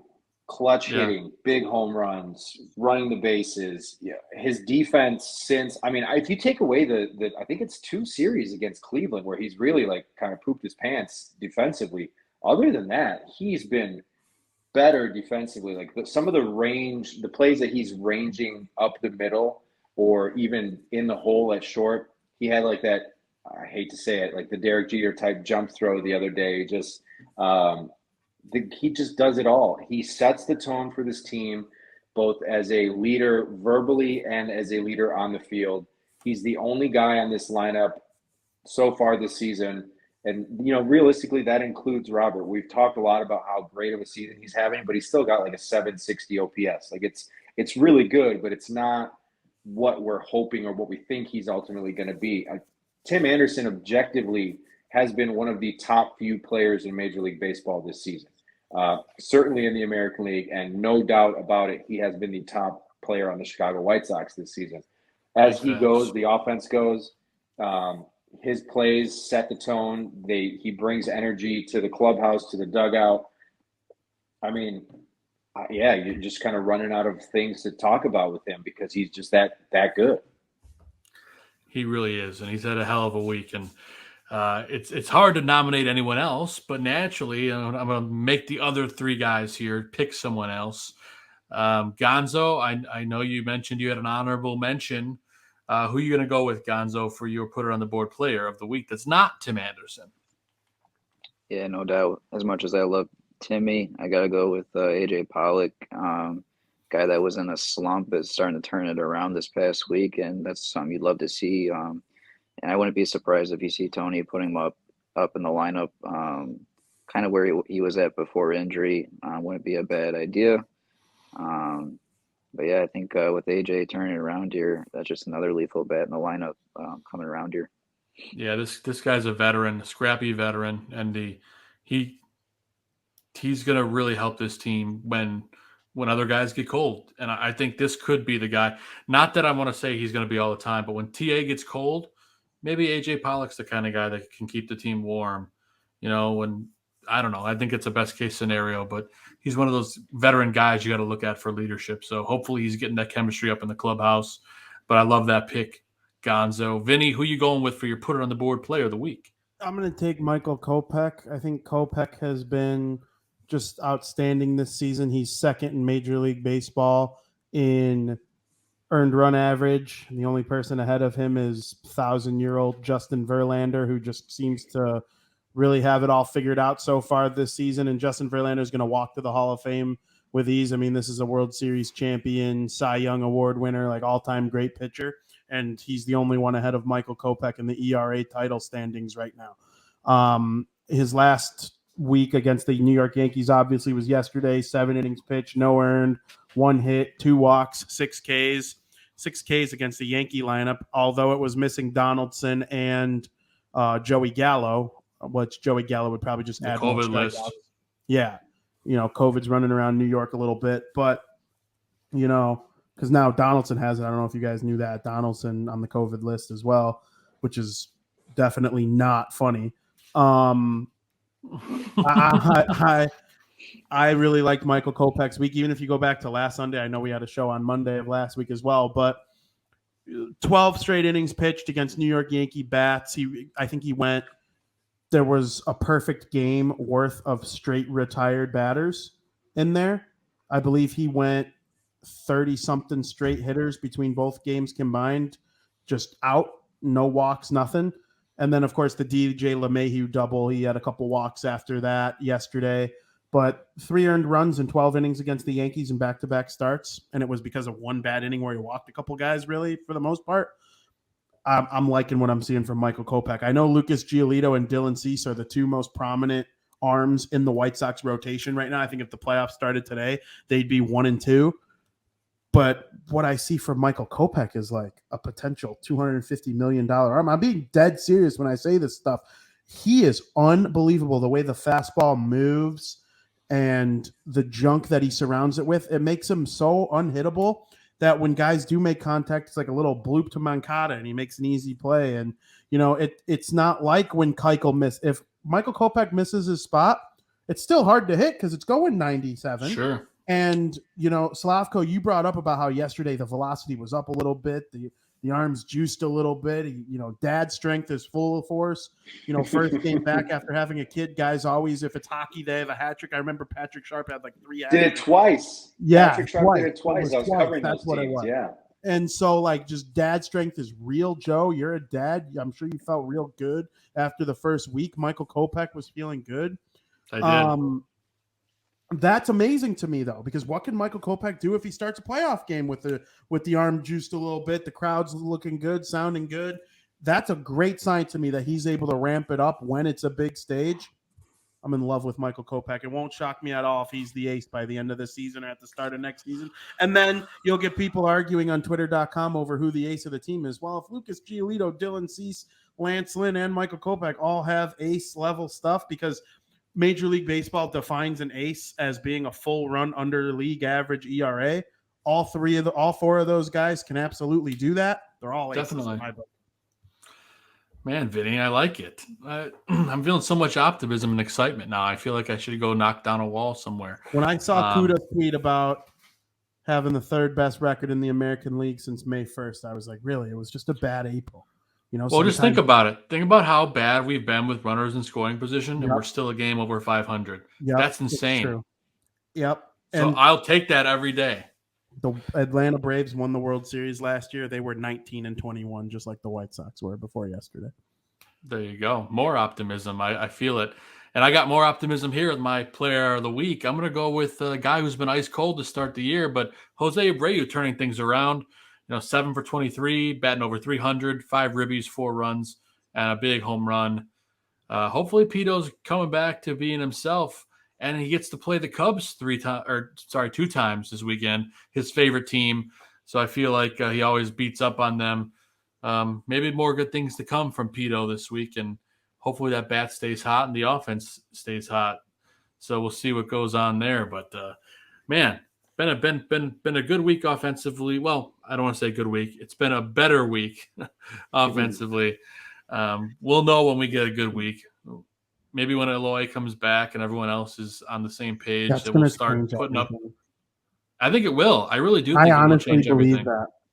He's so strong and powerful, and he was just starting to look like Eloy again before he hurt himself. Like, he had that big home run. I just can't wait to see him back. I think the sky's the limit for him. And then even if he takes a minute to get going, the mere threat of him makes a Moncada better, a Grandal better. If Eloy's batting 6th and Grandal's batting 5th, Grandal's getting better pitches to hit, or they're pitching around him a little more. I can't wait for him to come back. I'm counting down the days, even though Hector Gomez was already wrong about it being 2 weeks. The deeper this lineup is, the more protection that they'll get top to bottom, and the more, you nailed it, the better pitches that everybody's going to see outside of, maybe Sheets or, Harrison or Larry, if they're batting 7, 8, 9, something along those lines. But even a Sheets is a guy that can make you pay against a right-handed pitcher. It's wild to me that we still don't. We're 40 games in. We don't really have a good gauge on this White Sox team yet. We think we might have a good idea. The starting pitching's been strong. You think that the bullpen's going to be a strength. This lineup is too talented to be as bad as they have been. TA is going to come. I don't even want to say come back down to earth, because he's on a different planet regardless. But when he cools off, you're going to need other guys to step up. It's nice that Pollock's coming around. Nice that Abreu's starting to come around. You're hoping Eloy comes back. But isn't it weird how, series to series, your perspective changes so much about this team? Winning 3 of 5 against the Royals did not make me feel good. Seeing Gonzo's tweet about 13-7 since May 1st made me feel better. But then you think about the offense and how much it's struggling on the whole. And then you're like, I still don't feel good. And then you sweep a doubleheader on a Sunday in New York at Yankee Stadium, and then you feel really good again. I still don't know what the ceiling for the ceiling for this team is 100 wins and a World Series. That's a fact when everything is clicking and everything's going right. But they have not been that team since this roster was assembled, and since we were essentially raising the bar of those expectations starting in 2021. 2020, you can say whatever. With pretty much any other manager, they probably win Game 3 against the Athletics, and then who knows what happens from there, and then who knows how you look at 2021. Brian Goodwin, Billy Hamilton, and Jake Lamb helped carry the White Sox offense for a good chunk of the first half last season to the best record in the American League Central, and I think it was an 8-game lead at the All-Star break. Since then, since the All-Star break, they've been barely over 500 on the whole. I don't know. I feel good about the pitching. I feel good about the talent in the lineup, but I still don't know. The fact that they're so bad against the AL Central this year is a concern. The fact that Abreu is struggling as the way he has, and Moncada, it's a concern. But it's also only 40 games. We have 120 to go. I have a feeling this team's going to be fine, but it's crazy how much your perception shifts game to game, lineup to lineup, series to series so far this early in the season. There's been a large heaping plate of ass for most of the first 41 games of the season, and they should have won on opening day against the Detroit Tigers. If Pollock would have caught Yes, the they ball, should have. they should have won that game where they were up 8-2, and Joe absolutely jinxed the crap out of them on the show. Sorry. And told the fans enjoy the win when there was still You 3 jinxed the outs. Josh Naylor game? Oh, the Josh Yeah. Naylor game is 1,000,000,000% Joe's fault. It's hilarious. Hang on. I gotta play. Go ahead, Vinny. Yeah. You finish your thought, and then I'll show him the video. Slavko needs to see that for sure. He's also going to cry. If they do make it to the playoffs this season, you will be happy that it happened in retrospect, knowing that this video is out there. Really quick though, they have a couple other wins just like that where they absolutely should have won. I hate that a DJ LeMahieu short porch home run caused them from sweeping the New York. There are just so many little things that could have them, instead of being 1 game over 500, be 6 games over 500, and that would have them in first place in a very, very bad American League Central Division. They'd be in the top 10 of everyone's power rankings. Sometimes in baseball, an inch is the difference between being, a first place team or a second place team. They're, like I said, a large heaping plate of crap all season long, and they're still over 500 and one of the better teams in May so far. So I think there's just so much more good ahead. There is, and this put on your Sox video is the morning after I jinxed the game. Vinny, I'm going to cut off your portion of it again at the end in the interest of time. Sure. But it gave me great content, Slavko, so at least I have this. It's hysterical. I jinxed it, so enjoy.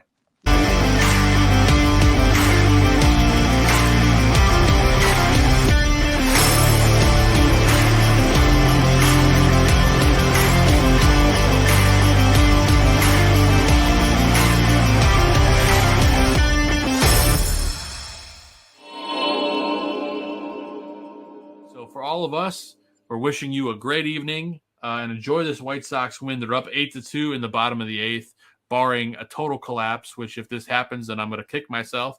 But let's go, White Sox. Let's sweep the Guardians, and let's go kick some Yankee ass this week. Let's go, White Sox. Let's do it. See you next week.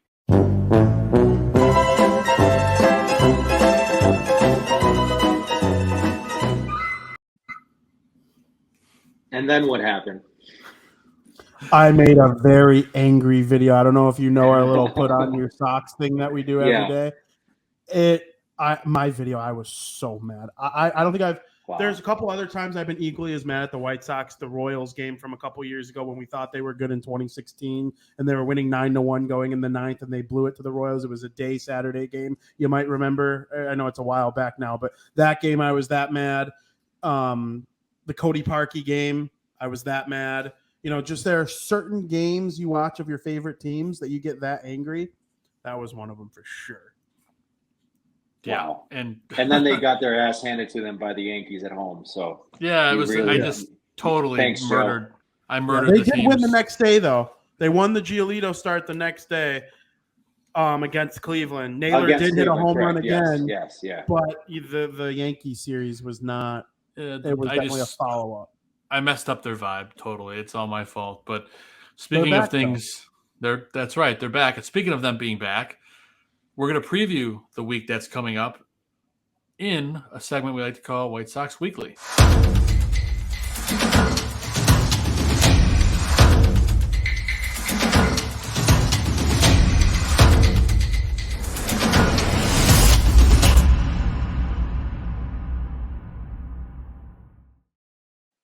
Yes, and our buddy Gonzo, if you're still here with us, I believe you are, we'll let you take it away and a quick preview of the week coming up. And, of course, we lead things off here with the Boston Red Sox.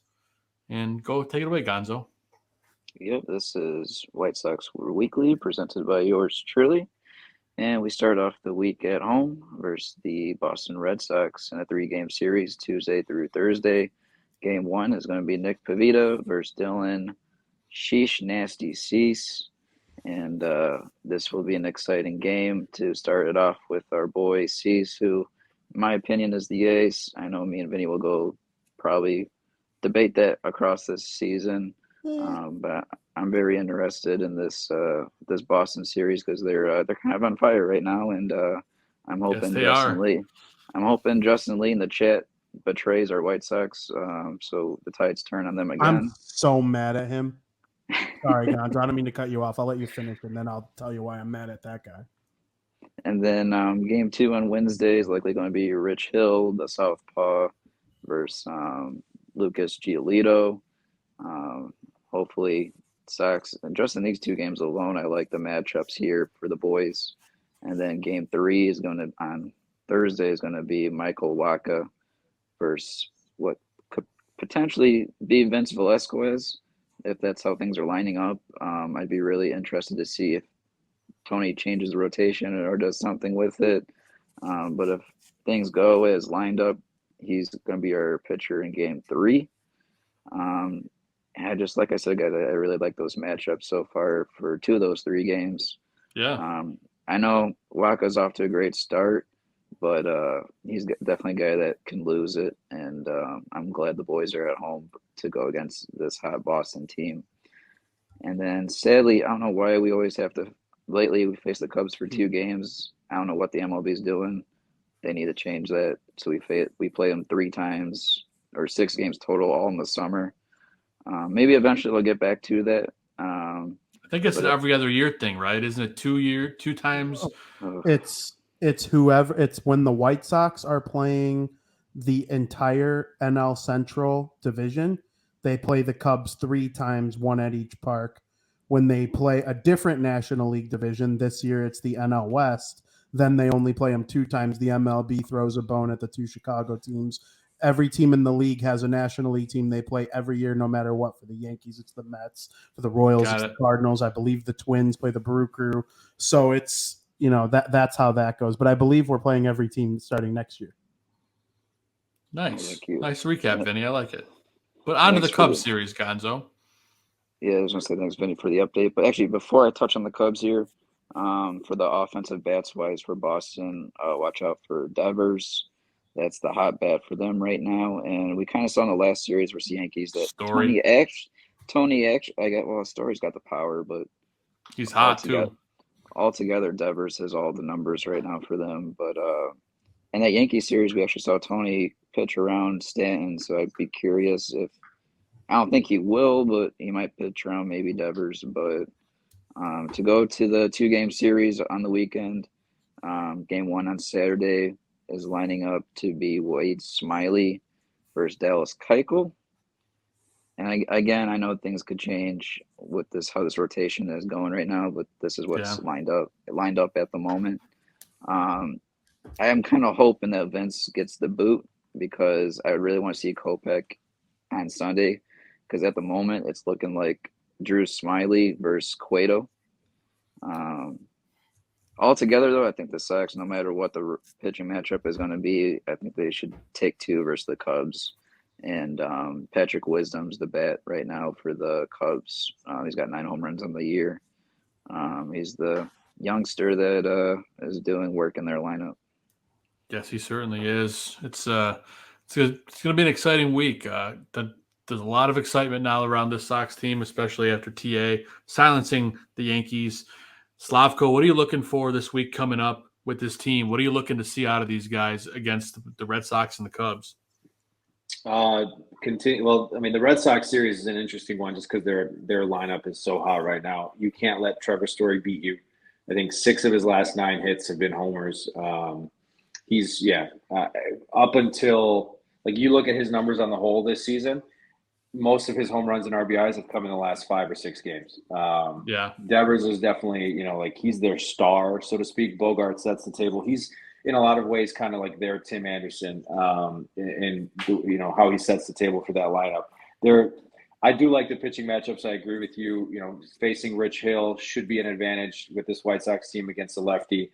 If you win 1 of the 2 against the right-handers, you're in good shape. You should sweep the Cubs in a 2-game series, no matter who you have on the mound. I guess the wild card is potentially some rain in the middle of this week, which always makes my life a living hell at work. But other than that, I mean, don't let Story beat you. Win 2 out of 3 against the Red Sox, sweep the Cubs on the weekend at home, and you're looking pretty good coming into the week after that. It's a beautiful thing. It certainly is. And I also got to point out the Yankees lost to the Orioles today. I think that makes us all feel a little bit better too. 6-4, Yankees lose to the Orioles. So And they also lost to them for the first series that they lost in the year. So this is quite interesting to see. maybe we're starting to unravel the Yankees. I don't know. We'll take credit for it. Somebody's got to do it. Donaldson seems to be doing that on his own. That's fair. That's fair. They kind of punted on their lineup today too. If you go look at their lineup outside of Judge, Rizzo, Stanton, it's not your typical like Yankee bomber lineup that we're used to. But when the White Sox play the Red Sox, it's interesting. It's two teams that just despise the Yankees right now, playing against each other. And then I just think it's important to note the White Sox didn't face Waka in the other series. He's out to a tremendous start this season, 3.0 record, 1.73 ERA. He was a little bit of a scratch there on, I think it was on Mother's Day when he was scratched and didn't play. The White Sox should be able to beat these guys, but they're hot. I'm writing an article right now, tomorrow. Different Red Sox team than you saw a week and a half ago or whatever it was at this point. They got to come out and play their best baseball against them. Gonzo brought up Devers. The Red Sox knew what they were doing when they traded Moncado for sale. They sure did. Devers is just – and I do think Moncado is a good player. He was the number one prospect in baseball. He's not living up to that necessarily, but he's a very good player. Devers is a superstar. JD Martinez is hitting bombs all over the place. I really like the makeup of that lineup. Trevor Story hitting is impressive. Luckily, 2 of the 3 games are the White Sox, two of the 3 best White Sox pitchers. Then going against the Cubs, he brought up what's his name? Patrick Wisdom. Oh. No, Patrick Wisdom doing work. Ian Happ's been just as good too. Ian Happ's been incredible. So these 2 guys White Sox pitching's got to contain them. I'm betting the over on both of the games, I would say. But you never know if Cueto shuts them down. So I appreciate the preview. It's an interesting week ahead. They should be able to take 4 out of 5. But we thought that with the Royals, and, we saw what happened. But in an ideal world, they take the first 2 from Boston. Anything could happen in that Waka versus Velasquez game. And then you got to take 2 from the Cubs. Bad teams beat good teams in baseball all the time. You have to. Yeah. Yeah. But, the White Sox got to at least play well against the Cubs. They got to score some runs. Guaranteed Rate Field is going to be popping. It's a weekend series. It's going to be nice weather. You got to beat the Cubs at home. If anyone needs 2 tickets for Sunday, I'm selling 2 tickets. At Joe Mandel on Twitter.com. That's right. Yeah, that's right. Forget StubHub. There's no fees with me. Anyway, bringing it back full circle, we're going to bring it to our last segment of the show, and that is our hot topic debate. We like to call it the guaranteed take.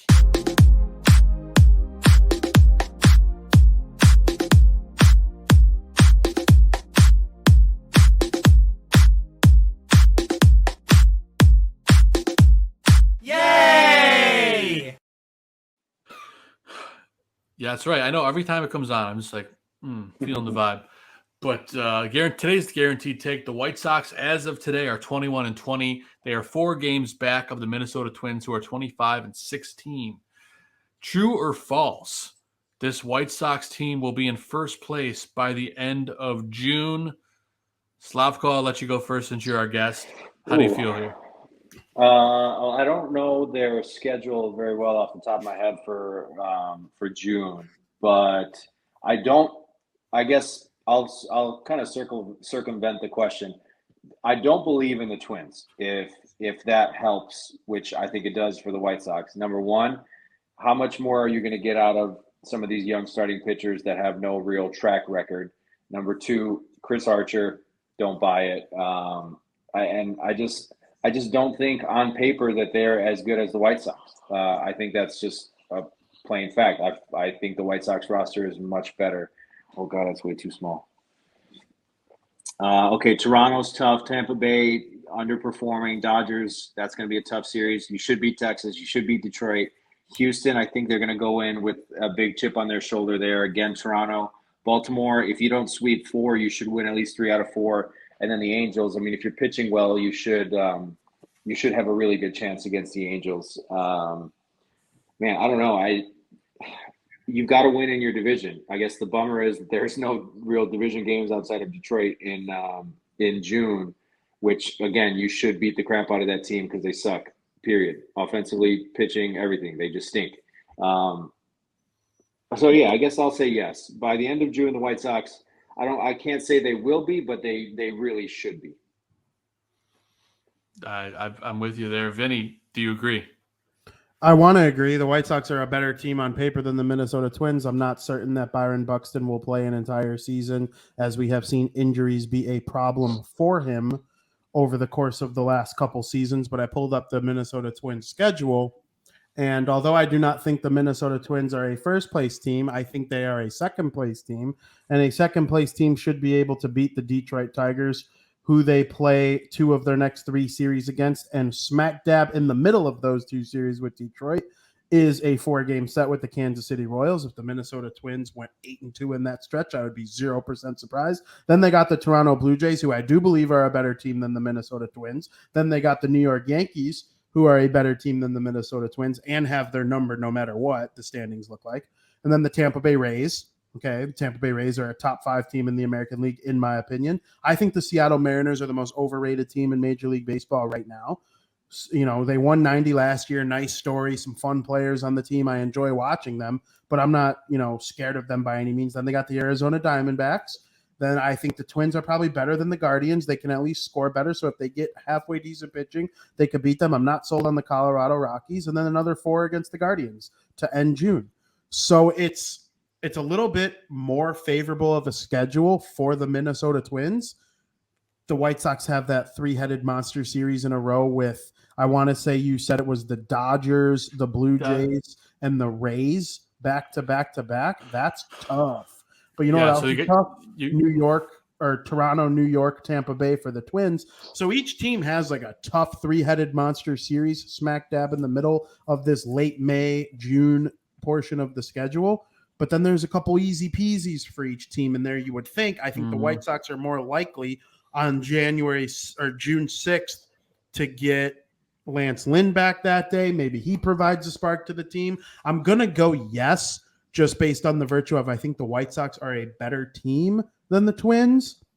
But I don't think the Twins are going to be, dying anytime soon here unless they have some catastrophic injury. Because their schedule's favorable for the next month or so. It is, and that's why I'm going to be the one guy on the show that's going to say that they will not be in first place at the end of June. They get to play the Blue Jays 5 times, the Dodgers 3 times, and the Rays 3 times in June. But in July, they play San Francisco, Minnesota, Detroit, Cleveland, Minnesota, Cleveland, Colorado, and Oakland. At the end of July, the White Sox will have at least a 5-game lead in this division. I strongly believe that, but not at the end of June.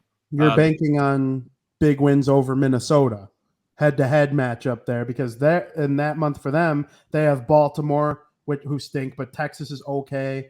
Milwaukee's good. They play them 4 times, and then the Padres. So you definitely could be on to something there. I'm banking on the head-to-head wins. I'm with Joe on this, and knowing now what Minnesota has, and the fact that the White Sox only have, I think, 1 opponent in June within the division with Detroit. I'll say I'm with you on that. I think Minnesota probably stays in first through June, but the White Sox by the end of July, if not the All-Star break, should be in first place. They just have more talent than everybody else in the division.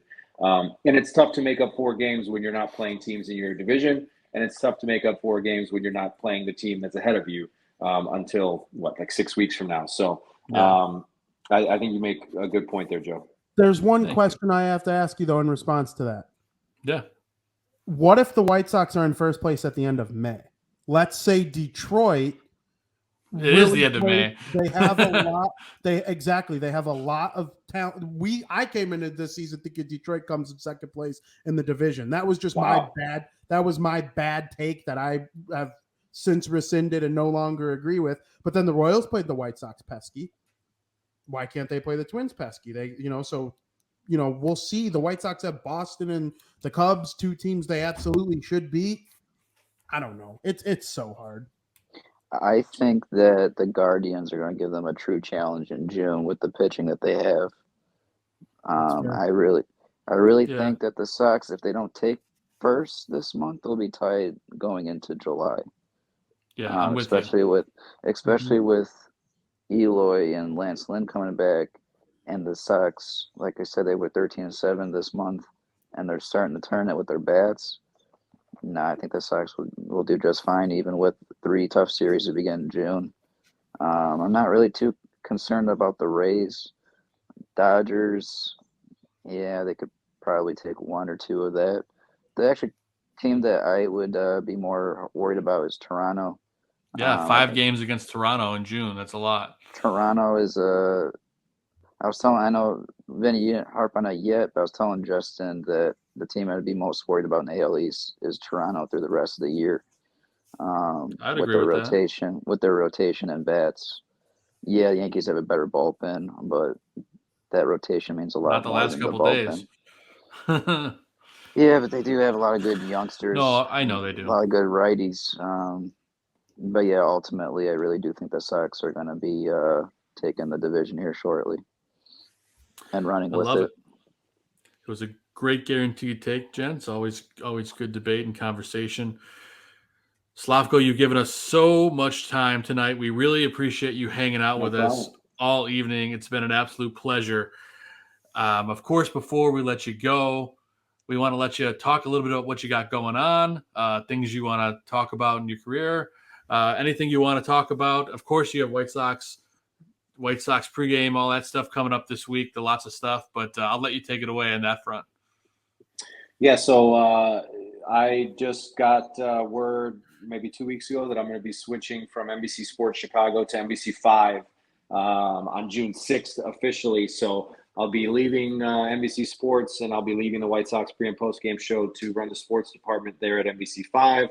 So the Monday through Friday news shows, I'll be running all the sports segments there, and then Sports Sunday, which is obviously the half-hour kind of weekly recap show. So taking my talents over there, I guess, to the NBC Tower instead of the dungeon that we have at NBC Sports Chicago. But yeah, so that comes on June 6th. My last show at NBC Sports with the White Sox will be May 31st. I think that's the Tuesday after Memorial Day. So, this should be a fun week against Boston. And I hate Crosstown as much as, it's fun for the fans. And there's always so much more hoopla. I just despise working Crosstown just because it's so much extra stuff for games that mean exactly the same as everything else. In my opinion, yeah. And in my opinion, since 05, like when I was a kid, I hated the Cubs. I wanted the White Sox to beat the hell out of the Cubs. Now I really don't care. It's like facing the Reds or any other team that's not in the AL Central. So it's just a lot of extra work, but I understand the excitement. I know there's a lot of, split households and split families. So we give that series as much, due diligence and justice as it deserves with the excitement that the fans have over it. So I guess my last week coming up at NBC Sports, and, always a pleasure to jump on with you guys. And I always have a lot of good time or a lot of fun. Yeah, man, we can't thank you enough. We wish you all the luck at NBC5. We know you're going to kill it over there. Looking forward to seeing you take that next step in the career, and just, man, that's going to be exciting to see. And you always have a spot here. You're always welcome to join the show, and we cannot thank you enough for giving us so much time. Yeah, no problem at all. No problem at all. It's been an absolute pleasure. Slavko, make sure you give him a follow. S. Bekovic, I believe it's you got it. Bekovic on Twitter. Go ahead and give him a follow. And that's all we got. Slavko, we cannot thank you enough, man. Have a great night, and have a great last week. Thank you. Appreciate it, guys. No problem. We'll talk to you soon. Take care. All right. What a dynamite guest, guys. Slavko is just unbelievable. Giving us so much of his time. It's just fun. Vinny, just real quick, I got to get some final thoughts from you before we head out of here. It's so weird talking to a circle of Gonzo. It's just weirding me out. I don't know. You got any final thought? Real quick, I'm going to change gears here. I totally lost train of thought. We usually do something fun to end the show. I didn't want to include Slavko on this one because I first thought we took so much of his time. But I thought it would be fun if we talked about the summer movie we're kind of most looking forward to. I know there's a lot of big ones coming out. There's some big ones coming out this week. The new trailer just dropped for Thor: Love and Love and Thunder a few minutes ago during the Wait, show. what? Yeah, they dropped the new trailer All right, during the take middle me of off the this. screen. I'm done. See you guys later. Go Sox. Just kidding. Apparently, it includes the first look as Christian Bale as is Gore the God Butcher, which is the villain. So I just got to put it out there. Now that we're done talking White Sox, we might as well talk summer movies because we are in the prime time of summer movies. Gonzo, do you got a summer movie you're looking forward to? If you're still here, I was actually curious on what was exactly coming out because this past weekend I went to go see Secrets of Dumbledore. I heard it That's what sucked. Did it suck? compared to the other three, yeah. It was kind of a letdown because I was looking forward to it. But now that I think you got Jurassic Park coming out in June and Top Gun coming out this week. Yeah, Top Gun Um, Maverick. yeah, and Top Gun Maverick. That's been a while that was supposed to come out with the pandemic, if I'm not mistaken. Similar to how I think the Bond movie that took forever and finally came out, but that's one I was looking forward to when it came out, and so same with Top Gun. But yeah, other than that, I'm not sure there's anything else I'm really looking forward to besides those two movies. There you go, man. Glowing review from the Gonzo. Vinny, have you had time to get your thoughts together on a movie that you're looking forward to? Yes, I have. It's definitely Thor: Love and Thunder. I'm a big fan of the MCU. I love it so much that I plan on getting a full tattoo sleeve of the theme behind the MCU. I literally love it Oh, that much. I'm a shit. big fan of this stuff. Tony Stark is somebody I literally look up. Like the only fictional character I've ever looked up to that I literally can't like call and say thank you is Tony Stark. Like model my life after that guy. Be a little funny, care about others, try to be successful. That's why I love that story so much. It's great stuff. So Thor: Love and Thunder, can't wait to see where he picks up after the events of the Avengers Infinity War and Endgame. And then I'll give a special shout out, actually. This is going to probably sound weird coming out of my mouth, but my favorite, until Spider-Man Into the Spider-Verse came out, Toy Story 1 was my number one all-time ranked animated movie. Wow. And Yeah, nice. it's still number 2. Spider-Man Into the Spider-Verse, if those of you haven't seen it, is the best animated movie I've ever seen. But before that came out, I want to say it was like 2018, 2019, something like that. It was Toy Story 1.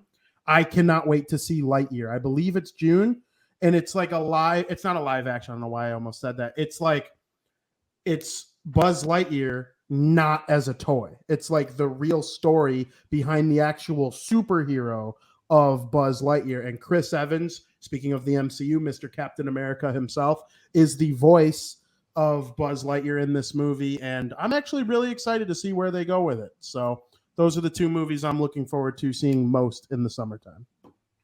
There you go, man. I like that.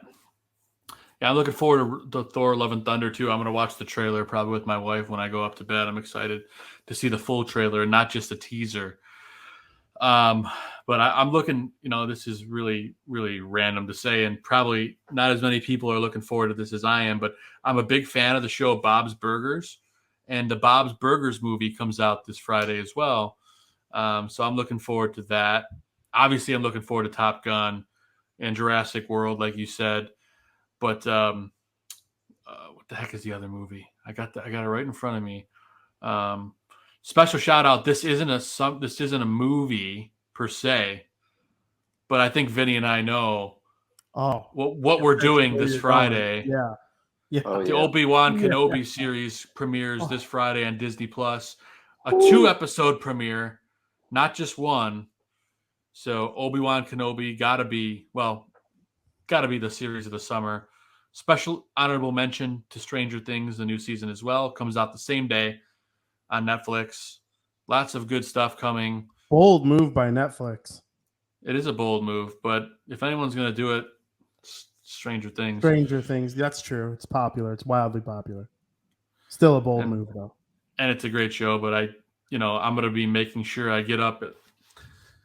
I refuse to be spoiled no one's going to spoil Obi-Wan for me, so I'll be watching every episode at like 4 a.m. every day because I can't have social media ruin it for me. I just can't. You literally can't go on Twitter.com for any of this stuff. You want to check the White Sox lineup. You want to make fun of Tony Larussa for batting Leury Garcia second. You can't do any of this stuff without seeing spoilers for your favorite TV shows. So, didn't Mando season 2, episode 1 set the all-time record for streaming in its opening day? Any streaming service? It was something like that, but whatever it is, it's going to be destroyed this Friday. Yeah. Oh, yeah. And hey, shout out Stranger Things. I've always wanted to watch it. I probably will someday. You've never seen it? It's very good. No, I've never seen it. I know I'm interested in the premise of it.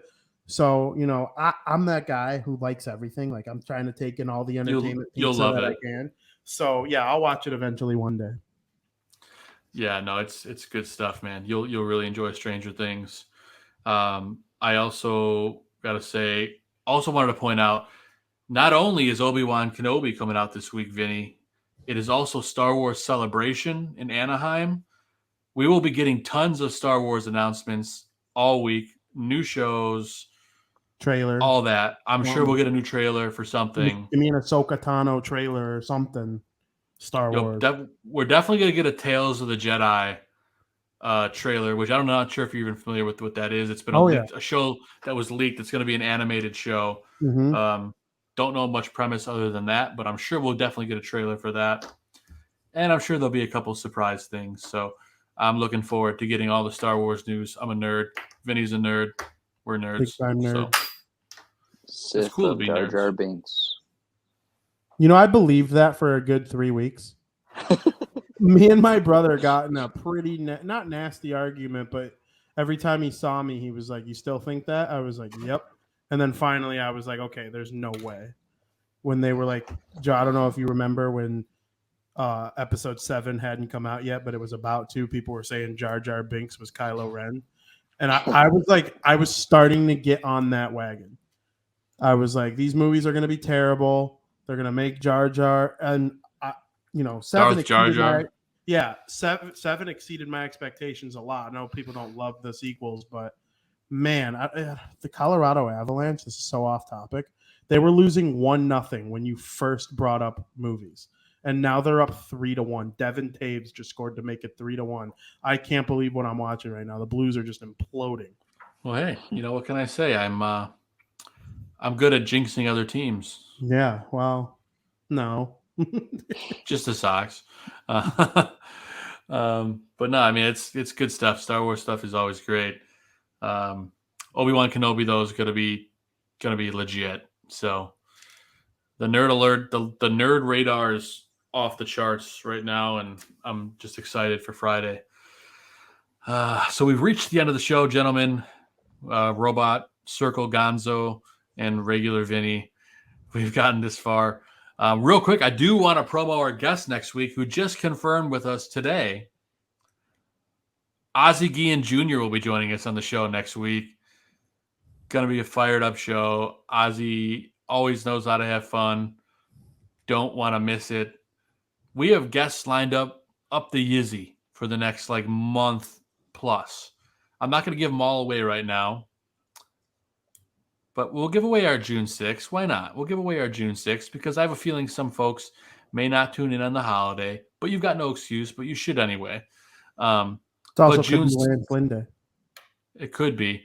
I forgot to ask Slavko this before he left, but he told me he doesn't think he'll be back by June 6th. But, not that far after. But June 6th, we have JJ Stankovitz joining the show. So, of course, he used to cover the Bears. Now he covers the Indianapolis Colts. Buddy is a diehard White Sox fan, and it's going to be a great conversation. So 2 great guests 2 weeks in a row, and there's going to be more. Hint, hint, spoiler alert. But also want to talk about a great week coming up on the network. It's a very Vinnie Parise week on the network. You've got Bar Down Blackhawks and Crosstown Crosstalk. Playoff hockey. Vinny knows his hockey. Talk a little bit about that, Vincent. Yeah, so on Wednesday, I'm not sure what the schedule is going to be for Mr. Joseph Parisi because he's dealing with some work-related things right now that have kept him off the show for a couple weeks in a row here, but he'll be back. Frankie Mueller and I have been really, really heavy into these playoffs, and it's been so good, guys. I'm not going to give away too much of the show, but I'm gonna back my guys in Toronto hard in this show on Wednesday because they were winning Game 6 of their first round series against the Tampa Bay Lightning in the third period. And then they took 2 penalties in a row, and Tampa tied it on the power play 5-on-3 and won it in overtime. And then Tampa won Game 7. Now Tampa swept the President's Trophy winners. It just makes me feel so bad for Toronto. And I had their backs all season long. And me and Frankie are going to discuss it. So that's my little preview of the show. Thursday, we're still cooking up our guest. I can't let it out too much, but we're still cooking up a guest a little bit there, and hopefully to have an update to people as the week progresses. But yeah, definitely check it out. I'm excited about this week. There you go. Yeah, good stuff. And of course, you got Dan and Aldo Bear Their Souls. There's just so many great shows on the network. The Mike North Advantage. You had Mike North on your show last week. Just tons of great stuff. Make sure you hit that subscribe button and follow us anywhere you can get a podcast, or on YouTube. Give us that subscribe button. Mash the like button. All the above. We appreciate it. Gonzo pointed out to me that I totally forgot about the Pick to Click segment. So let's go ahead and do that now so we can get out of here. I forgot to ask Zim his pick, so we'll just make one for him. But I picked Tim Anderson last week, so I finally win. Yay me. It only took this long into the season. So updated standings: Vinny 2, Gonzo 3, Zim 1, Joe 1. So with that said, I'm going to go first, and I'm going to make an unsolicited pick. I'm going to go with AJ Pollock. I hate unsolicited picks. I'm going to go with AJ Pollock. I'm really feeling his vibe lately. I think he's turning it around. I know it could come and bite me, but I feel like it's going to pay off. So I'm going to go with AJ Pollock. Who else? Who did you guys pick last week? Just so we can see. Cease. You had Cease. Vinny, you had Moncada. All right, so I guess Gonzo gets to go next. Gonzo, who are you going to go with? I was going to go with Pollock, but you beat me to the punch. Oh, shit. So, all right. Wow. Lots of Pollock love on this show, eh? Yeah, I'm just going to go with Timmy just because I got nothing else to go with other than my hope of Pollock. So I'll go with Timmy. I didn't think you were going to take it. I'm stunned. All right, well, I guess I beat you to the punch there for once. That's what winning does. When you win, you get to go first. That's the way it rolls. It is. Yep. It feels good. It feels really good. I hope it happens again next week. That's so. You know what? So Gonz, I do too, because if Pollock has a big week, that means the White Sox probably had a big week. If Tim Anderson, Luis Robert, if they have big weeks, that doesn't necessarily always mean the White Sox have big weeks. Those guys have big weeks all the time. A guy like Pollock can be an X factor. So go Joe. Very true. Thank you, sir. Not that I don't want Gonzo or Zim to win, but you know what I mean. Yeah, Zim took Kendall Graveman and Vinny took Moncada. Who do you think had a worse week? Probably Moncada, right? Then Graveman. They both had god awful weeks. We should both get a negative point for picking them. And Graveman has the virtue of like at least eating an inning or two. Moncada was really pretty much useless every time he came. That's why I'm gonna give Zim third pick here. I don't know. We'll just flip a coin. Give him Robert or Jose. Yeah. Give him Grandal just to be a troll. Oh yeah, no, I won't. You know how he loves his Grandal. Hey, maybe that'll make him hot though. So if Zim was here, I have a feeling he would go with Luis Robert. So I'm gonna go ahead and make that pick for him. If he tells me I was wrong, I'll be upset, but it's too late. If he gets mad at you for picking the best player on the Chicago White Sox, then he should send his text for picks. That goes for everyone. You don't get stuck with Luis Robert. You get lucky. That's fair. Have Luis Robert. This is fair. That's and very Vinny, generous because I would give him Reese McGuire because he loves his catchers and he's getting more times behind the dish, and I think he would love it.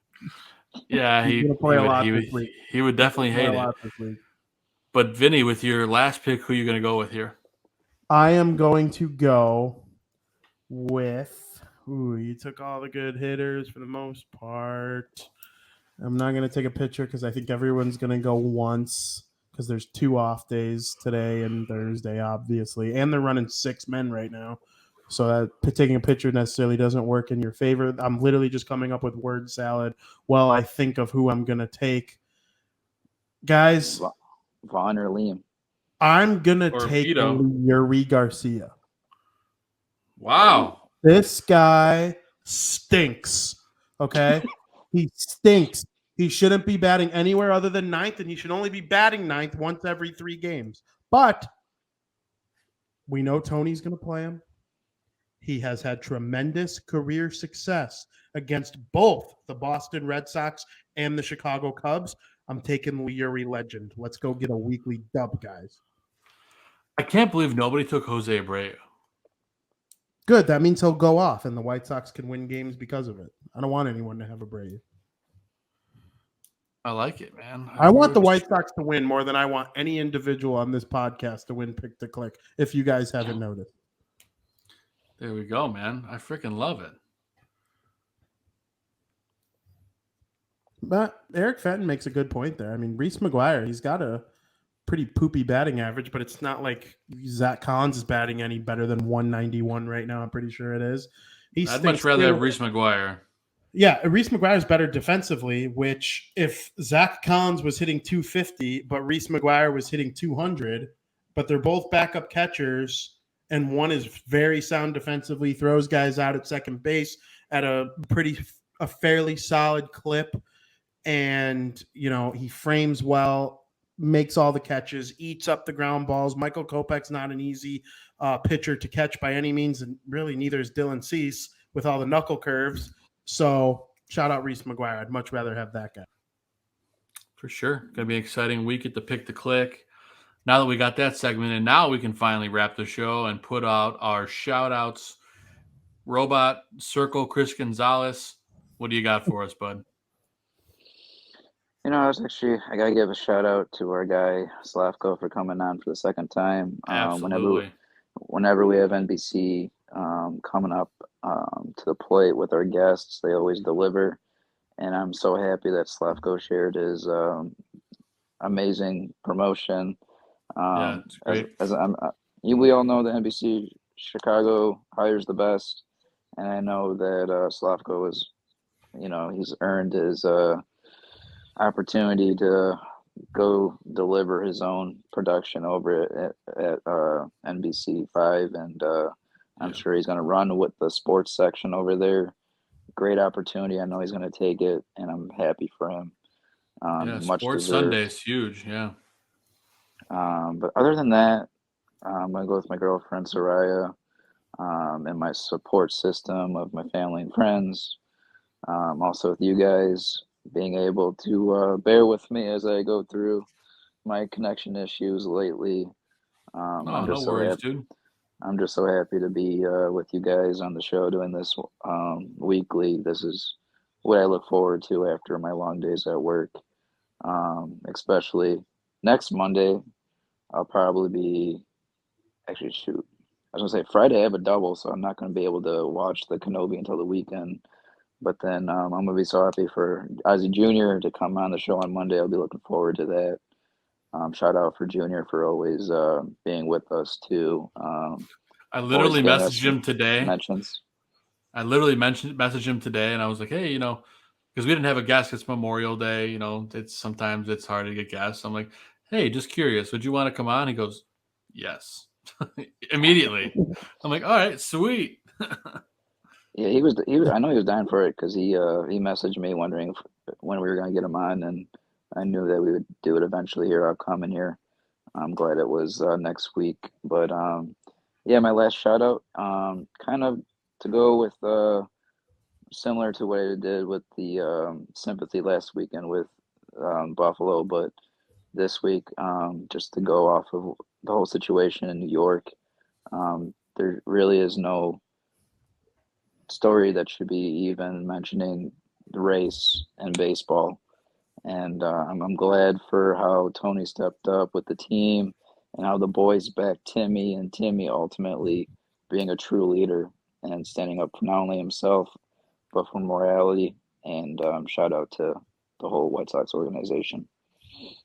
Amen to that, man. Well, very well said. Thank you, Gonzo. And the South Burbs Hitmen echo that sentiment. There's no place for racism in baseball. There's no place for racism at all in the world. So, great call out there, Gonzo. Vinnie Parise, time for shout-outs. My girlfriend, Katie, she's my best friend, and I love her very much. Wouldn't be doing any of this stuff without her, so very much appreciated. Shout out to her first and foremost. My parents, Joey, my brother, my co-host Frankie Mueller as well. Joey and Frankie and I, when Joey's there and the three of us are cooking, I swear there are few more entertaining things that I get to do besides doing this show with you guys in Crosstown. Each show has their own different dynamic. Doing the Wednesday show with my brother and cousin is outstanding. So shout out to them. I believe the three of us are hanging out with our girlfriends tomorrow, so that should be really, really fun. Good times ahead.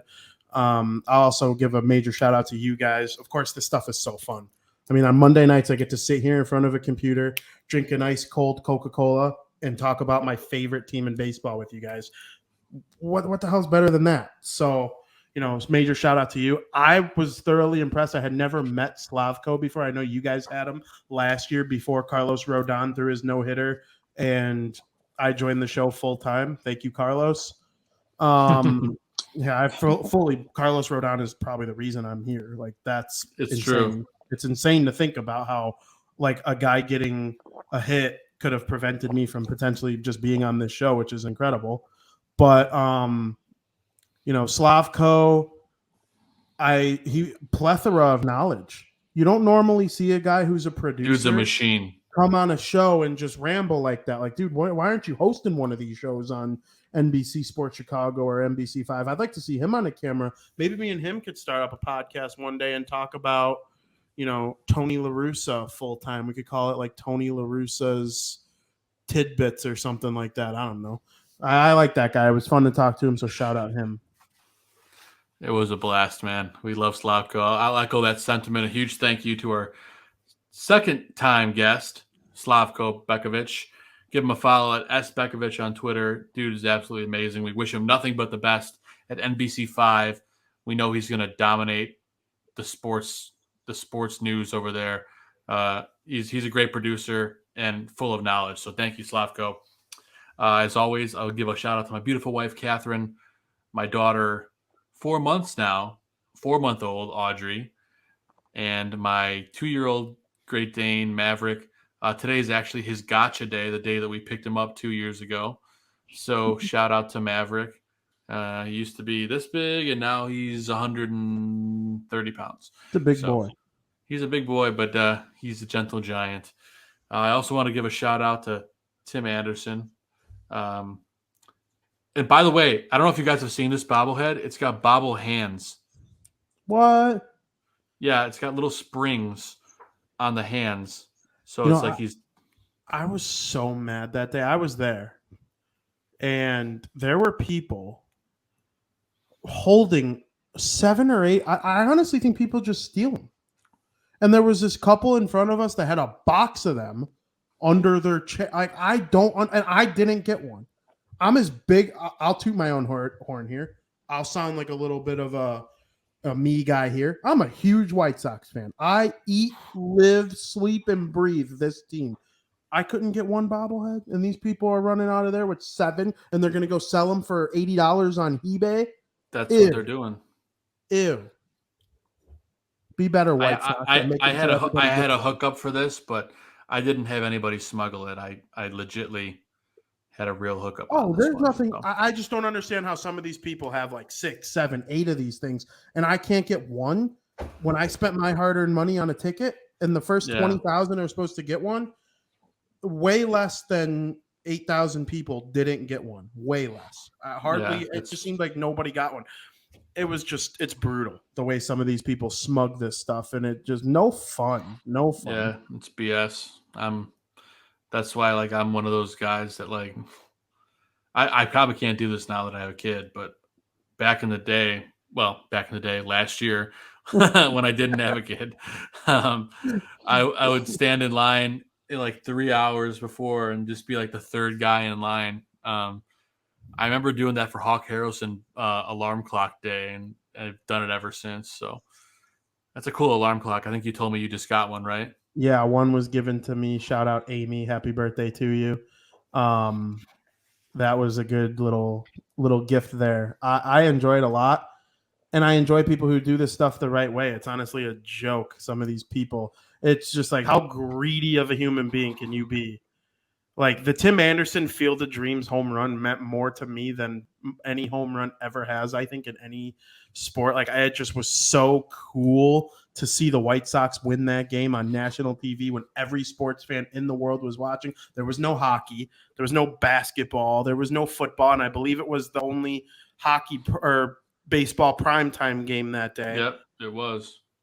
The White Sox were like the story of sports for 5 minutes. I wanted that bobblehead so bad and didn't get it. Stupid, dumb.